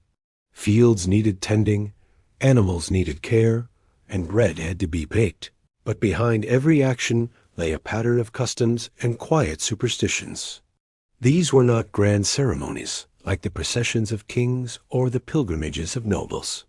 They were small, ordinary acts woven into daily life, repeated again and again, until they became part of the very rhythm of existence. At the heart of the village stood the church. Its bell marked the hours, not only calling people to prayer, but reminding them of the sacred structure that framed their lives. Yet when villagers stepped back into their homes and fields, they carried with them older customs, gestures, and sayings inherited from their grandparents. Actions believed to keep fortune near and misfortune at bay. The morning began with protection. Before leaving the house, many villagers made the sign of the cross on the doorway, or muttered a blessing as they stepped outside. Some tied sprigs of herbs above the threshold, rosemary, rue, or St. John's wort, to guard the household through the day. To walk out without such safeguards was to court risk, for the world beyond the home was full of uncertainty. The work of farming was guided by superstition as much as skill. Seeds were sometimes sown only after prayers were spoken or after walking the field in silence, so that no jealous spirit might overhear and interfere. Farmers avoided beginning tasks on certain unlucky days, waiting instead for moments when the moon was waxing. FOR growth was believed to follow the moon's own cycle. To harvest grain, some left a small patch uncut, an offering to the spirits of the land, ensuring the fields would yield again next year. Animals, too, were cared for with rituals. A cross traced on the forehead of a cow or horse was thought to protect it from illness or from witches who might curse the herd. Chickens were watched carefully, for their crowing at unusual times was seen as an omen. Dogs were given scraps of bread blessed at the church, not only to feed them, but to shield them from misfortune. Even cats, though often feared, were sometimes welcomed as protectors against pests and spirits alike. Inside the home, small rituals shaped ordinary tasks. Bread was always marked with a cross before being cut to honor the sacredness of food. Spilled salt was quickly countered by tossing a pinch over the shoulder. The hearth, center of warmth in cooking, was treated with respect. To let the fire die out completely was unlucky, so coals were often kept smoldering overnight and rekindled in the morning with care. Meals themselves carried meaning. The first sip of ale at supper might be offered quietly to God, or in some households to the spirits of the home. Guests were always given the best portion, for to slight them might bring quarrels or curses. Leftovers were not simply thrown away, but sometimes placed outside for wandering souls, especially in the days around All Hallows. Seasonal rituals were essential. At the start of spring, children and youths decorated branches with flowers and ribbons, carrying them through the village to chase away the last of winter's chill.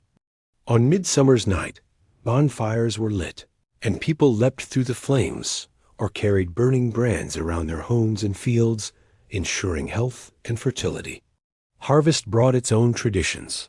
The final sheaf of grain was sometimes dressed like a figure, the corn spirit, and placed in the barn to guard the harvest until the next year. Winter, with its long nights, was filled with customs of protection. Greenery was brought inside, holly, ivy, and evergreen boughs to keep life alive through the dark season. Candles blessed at church were lit during storms, their flames thought to drive away evil. Families gathered close to the hearth, telling stories not only to pass the time, but to remind one another of the rules of the unseen, how to avoid spirits, how to guard against witches, and how to live wisely in a world filled with mystery. Rituals also surrounded life's milestones. A newborn child was quickly baptized at the church, but mothers often tied amulets of coral or beads around the cradle as well, fearing the evil eye. When a young person came of age, neighbors might give tokens, bread, salt, or a coin to mark the passage. Death, too, was surrounded with ritual. Candles were placed by the bed of the dying, prayers whispered, and mirrors in the house, sometimes covered so the soul would not be trapped. Even the act of travel was framed with customs. Before leaving on a journey, a villager might toss a bit of bread into the fire, or drink a final sip of ale in silence. Meeting a hare on the road could cause a traveler to turn back, for it was thought unlucky. Yet to see a flock of birds rise into the sky was taken as a sign of safe passage. Community life itself was woven with superstition.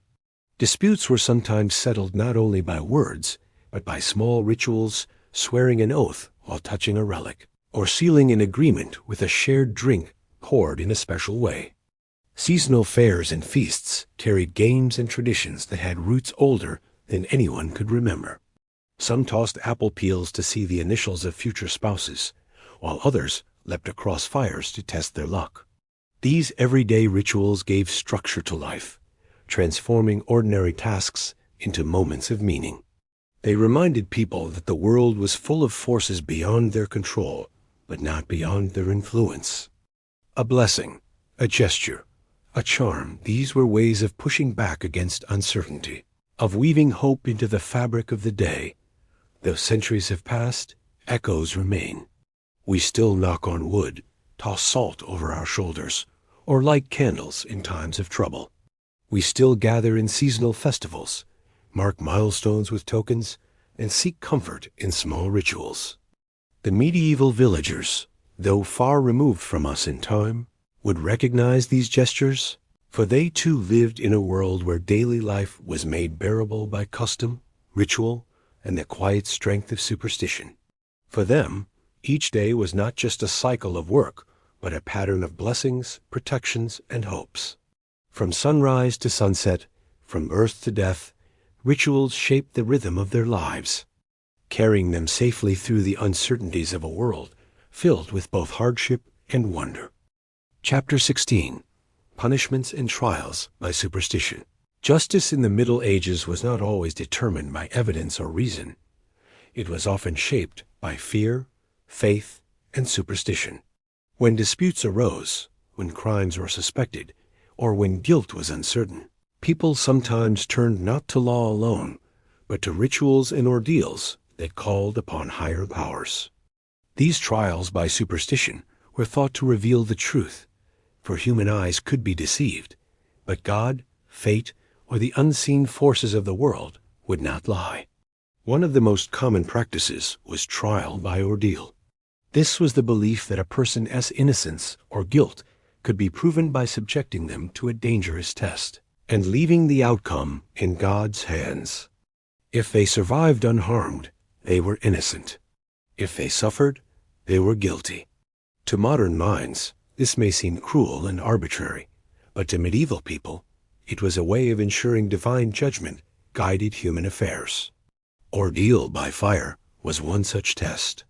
A person accused of theft, heresy, or witchcraft might be ordered to carry a red-hot iron bar for several paces, or to plunge their hand into boiling water to retrieve a stone. Their hand was then bound and examined days later.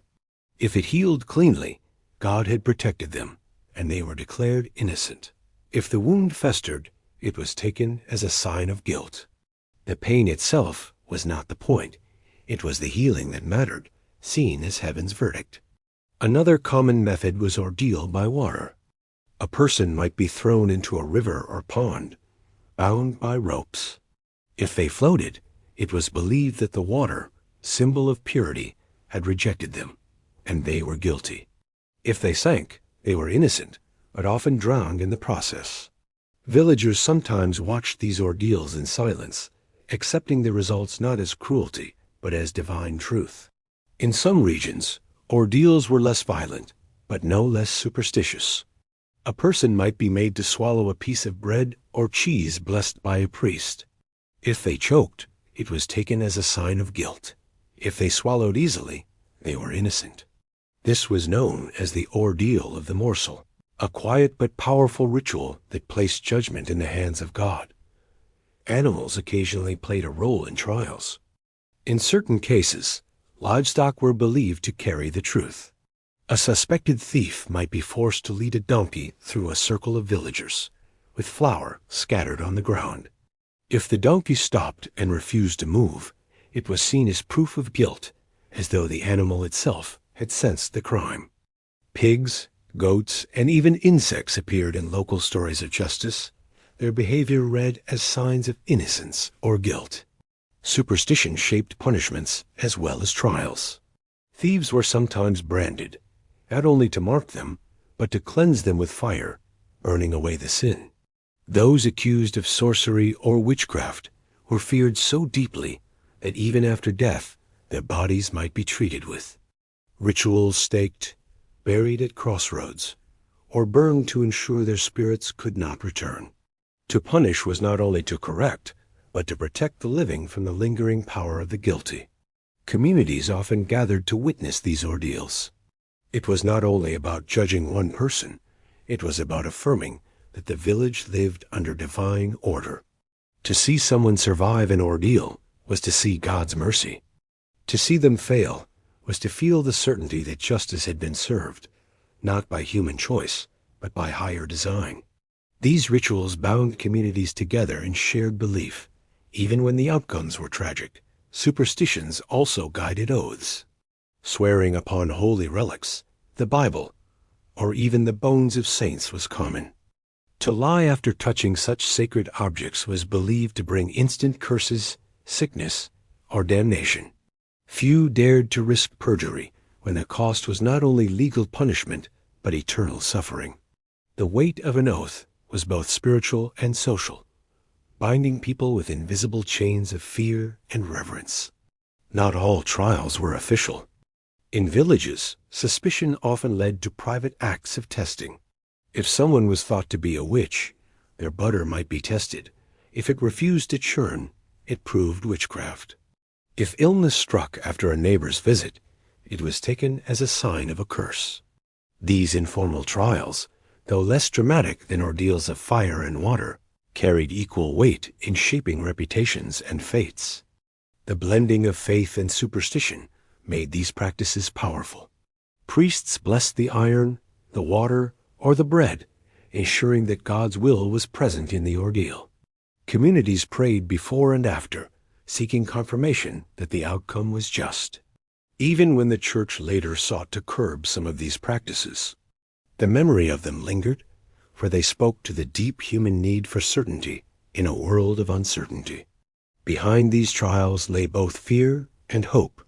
Fear of crime, of betrayal, of hidden sins, but also hope that truth could be revealed, that justice could be known even when no witness spoke.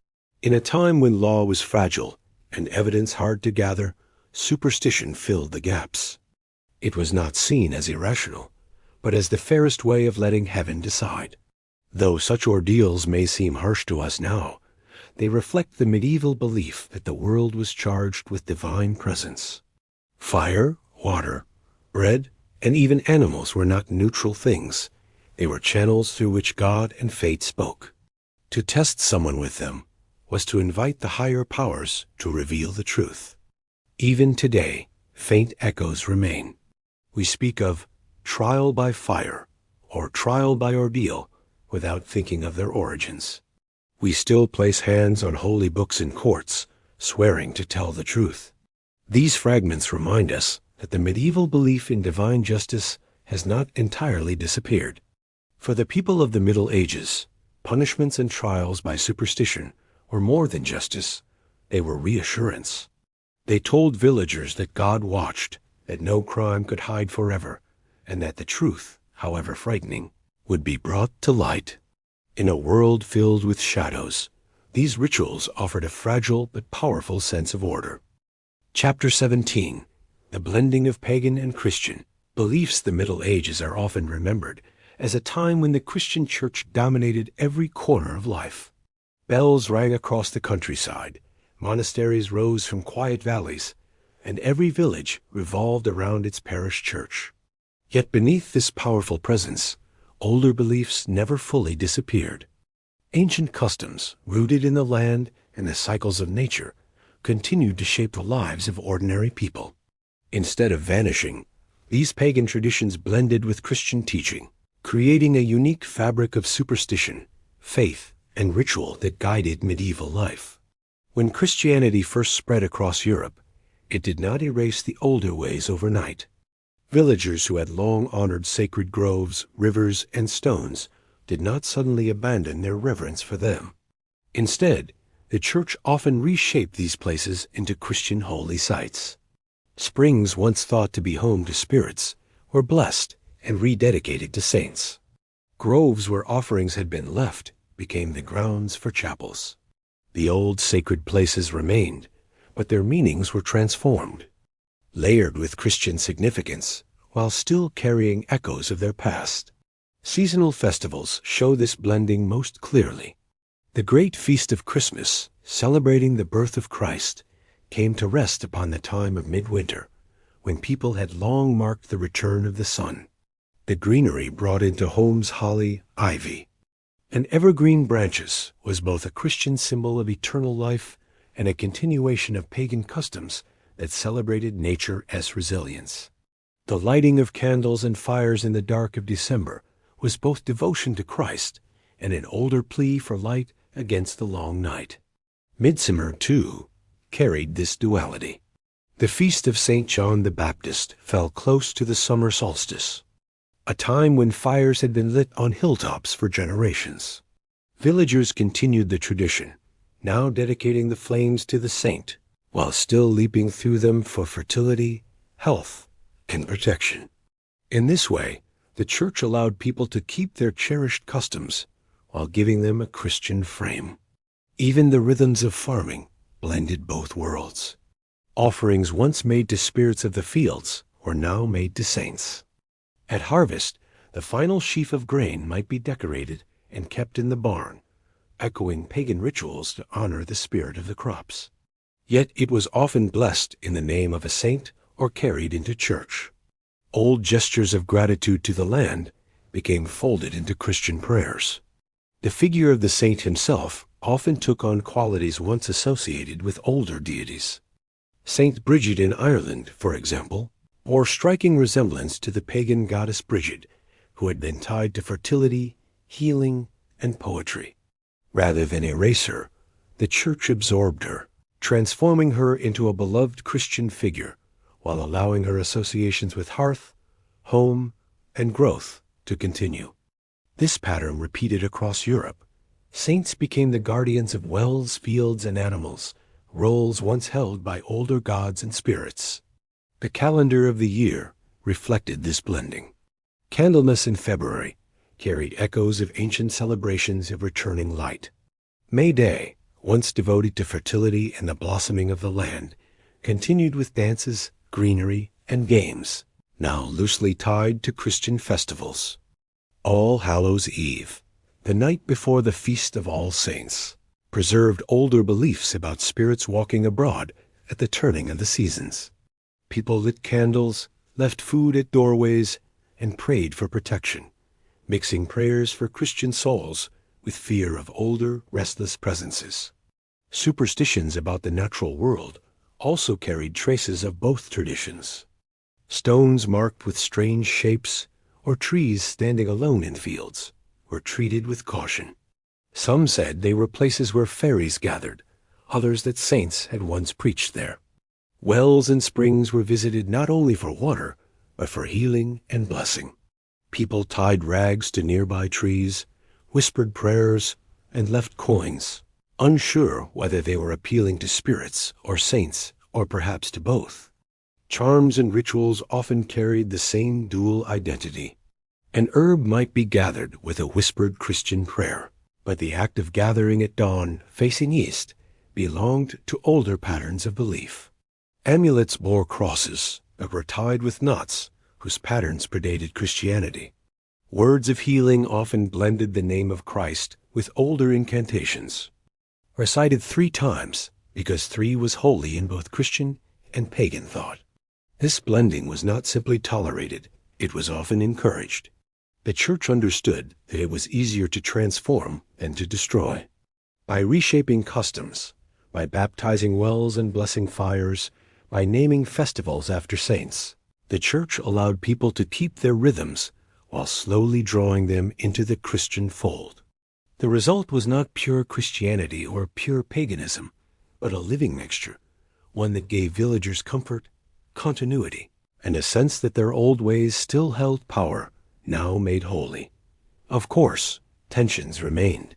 Some church leaders condemned certain practices, calling them superstitions or remnants of heathenry. To leave offerings at stones, to whisper charms too closely tied to the old ways, could draw suspicion. Yet in practice, most communities lived in the overlap, weaving old and new together without sharp distinction. To them, it was not contradiction, but harmony. The persistence of these blended beliefs shows how deeply human the need for ritual is. People wanted to mark the turning of seasons, to honor the land, to seek blessing for their families. Christianity provided new language and structure, but the older customs provided continuity with ancestors and the natural world. Together, they created a spiritual landscape that felt whole and familiar. Even now, traces of this blending remain. We still light fires at midsummer in some places, decorate homes with greenery at Christmas, and carve pumpkins or light candles at Halloween. These customs have shifted and changed, but their roots run deep, reaching back through the Middle Ages and into the shadows of older traditions. For medieval people, the blending of pagan and Christian beliefs was not a contradiction, but a way of living fully in both worlds, the sacred and the natural, the ancient and the new. It gave them strength, identity, and reassurance that all forces, old and new alike, were working together to guide their fragile lives. Chapter 18. A lingering echo of medieval superstitions today. The medieval world may seem far behind us, but its superstitions have never truly vanished. They linger quietly in our daily lives, woven into habits, sayings, and traditions that most people follow without ever thinking of their origins.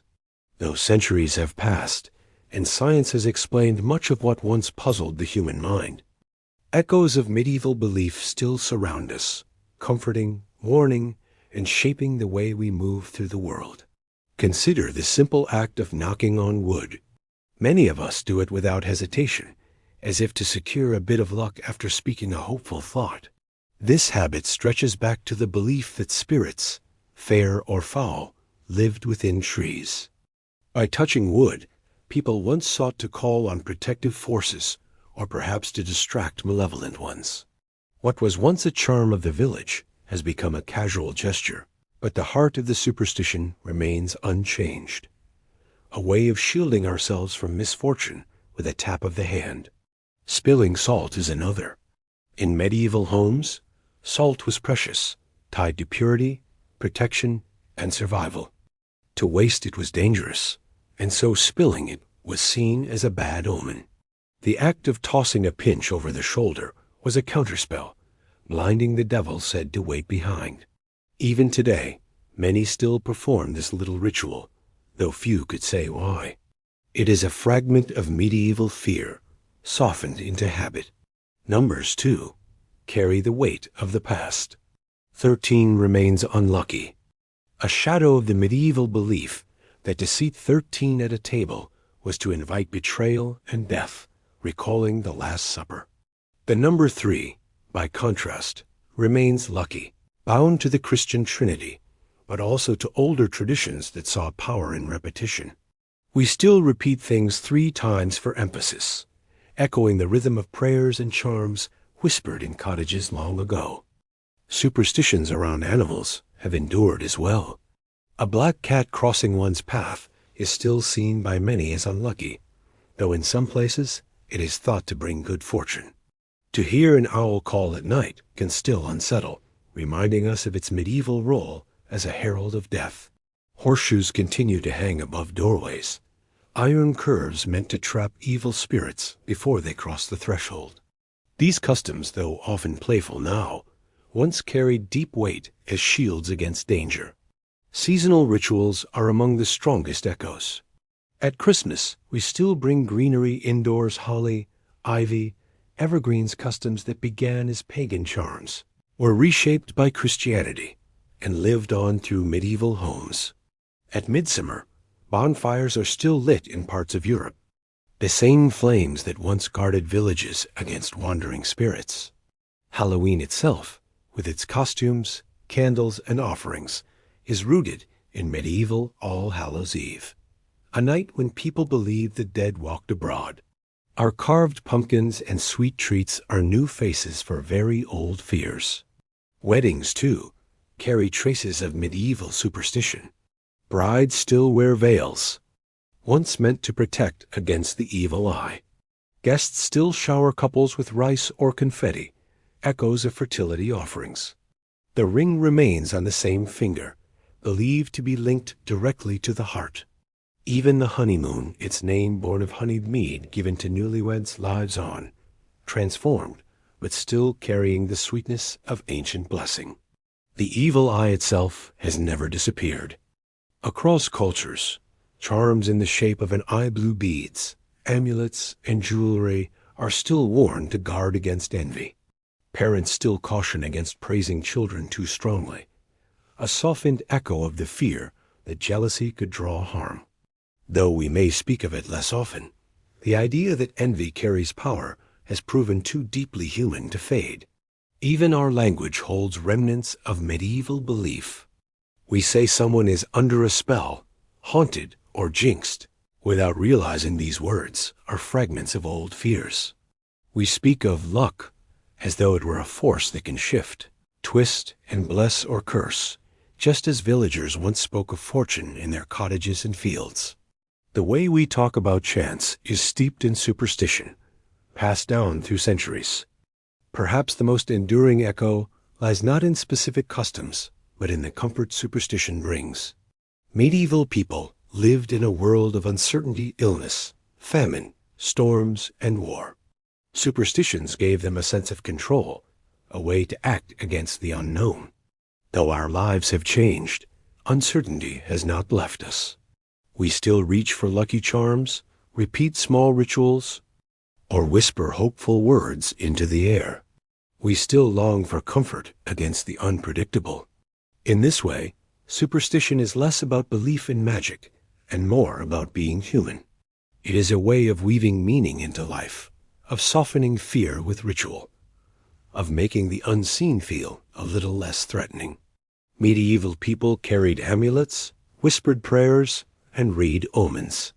We, too, carry tokens, make gestures, and hold quiet traditions.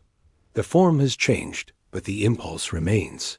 The medieval world may be gone, but its shadows linger in the most ordinary places, in the way we toss salt, hang a horseshoe, knock on wood, or light candles in times of worry. These are not just quaint habits. They are living threads that connect us to our ancestors. Reminders that even across centuries, people are bound by the same fears, hopes, and longing for protection. For medieval people, superstition was a shield against a dangerous world. For us, it remains a whisper of comfort, a small way of saying that we, too, are not powerless in the face of fate. And so, the echoes of the Middle Ages still walk among us, not in grand cathedrals or on battlefields, but in the smallest gestures of everyday life, carrying forward the memory of a world where faith and fear were never far apart. And so, we have wandered together through the strange and fascinating world of medieval superstitions. From charms and omens to relics and rituals, we've seen how people once tried to guard themselves against the mysteries of fate, and how many of those old beliefs still echo quietly in our own lives today.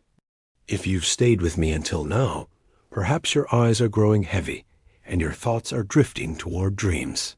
That's the perfect place to let these old stories settle in the stillness of rest, where history can become part of your imagination.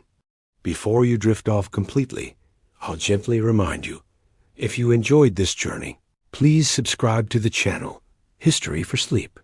It helps us bring more of these calming stories to you. And I'd love to know, what kinds of history would you like to hear next? Do you listen at night, in the early morning, or perhaps during quiet moments of the day? Share your thoughts in the comments. Your ideas guide the stories we tell here. Thank you for listening, for spending this time in the quiet company of history. Until next time, may your sleep be deep, your dreams peaceful, and your nights free of restless shadows.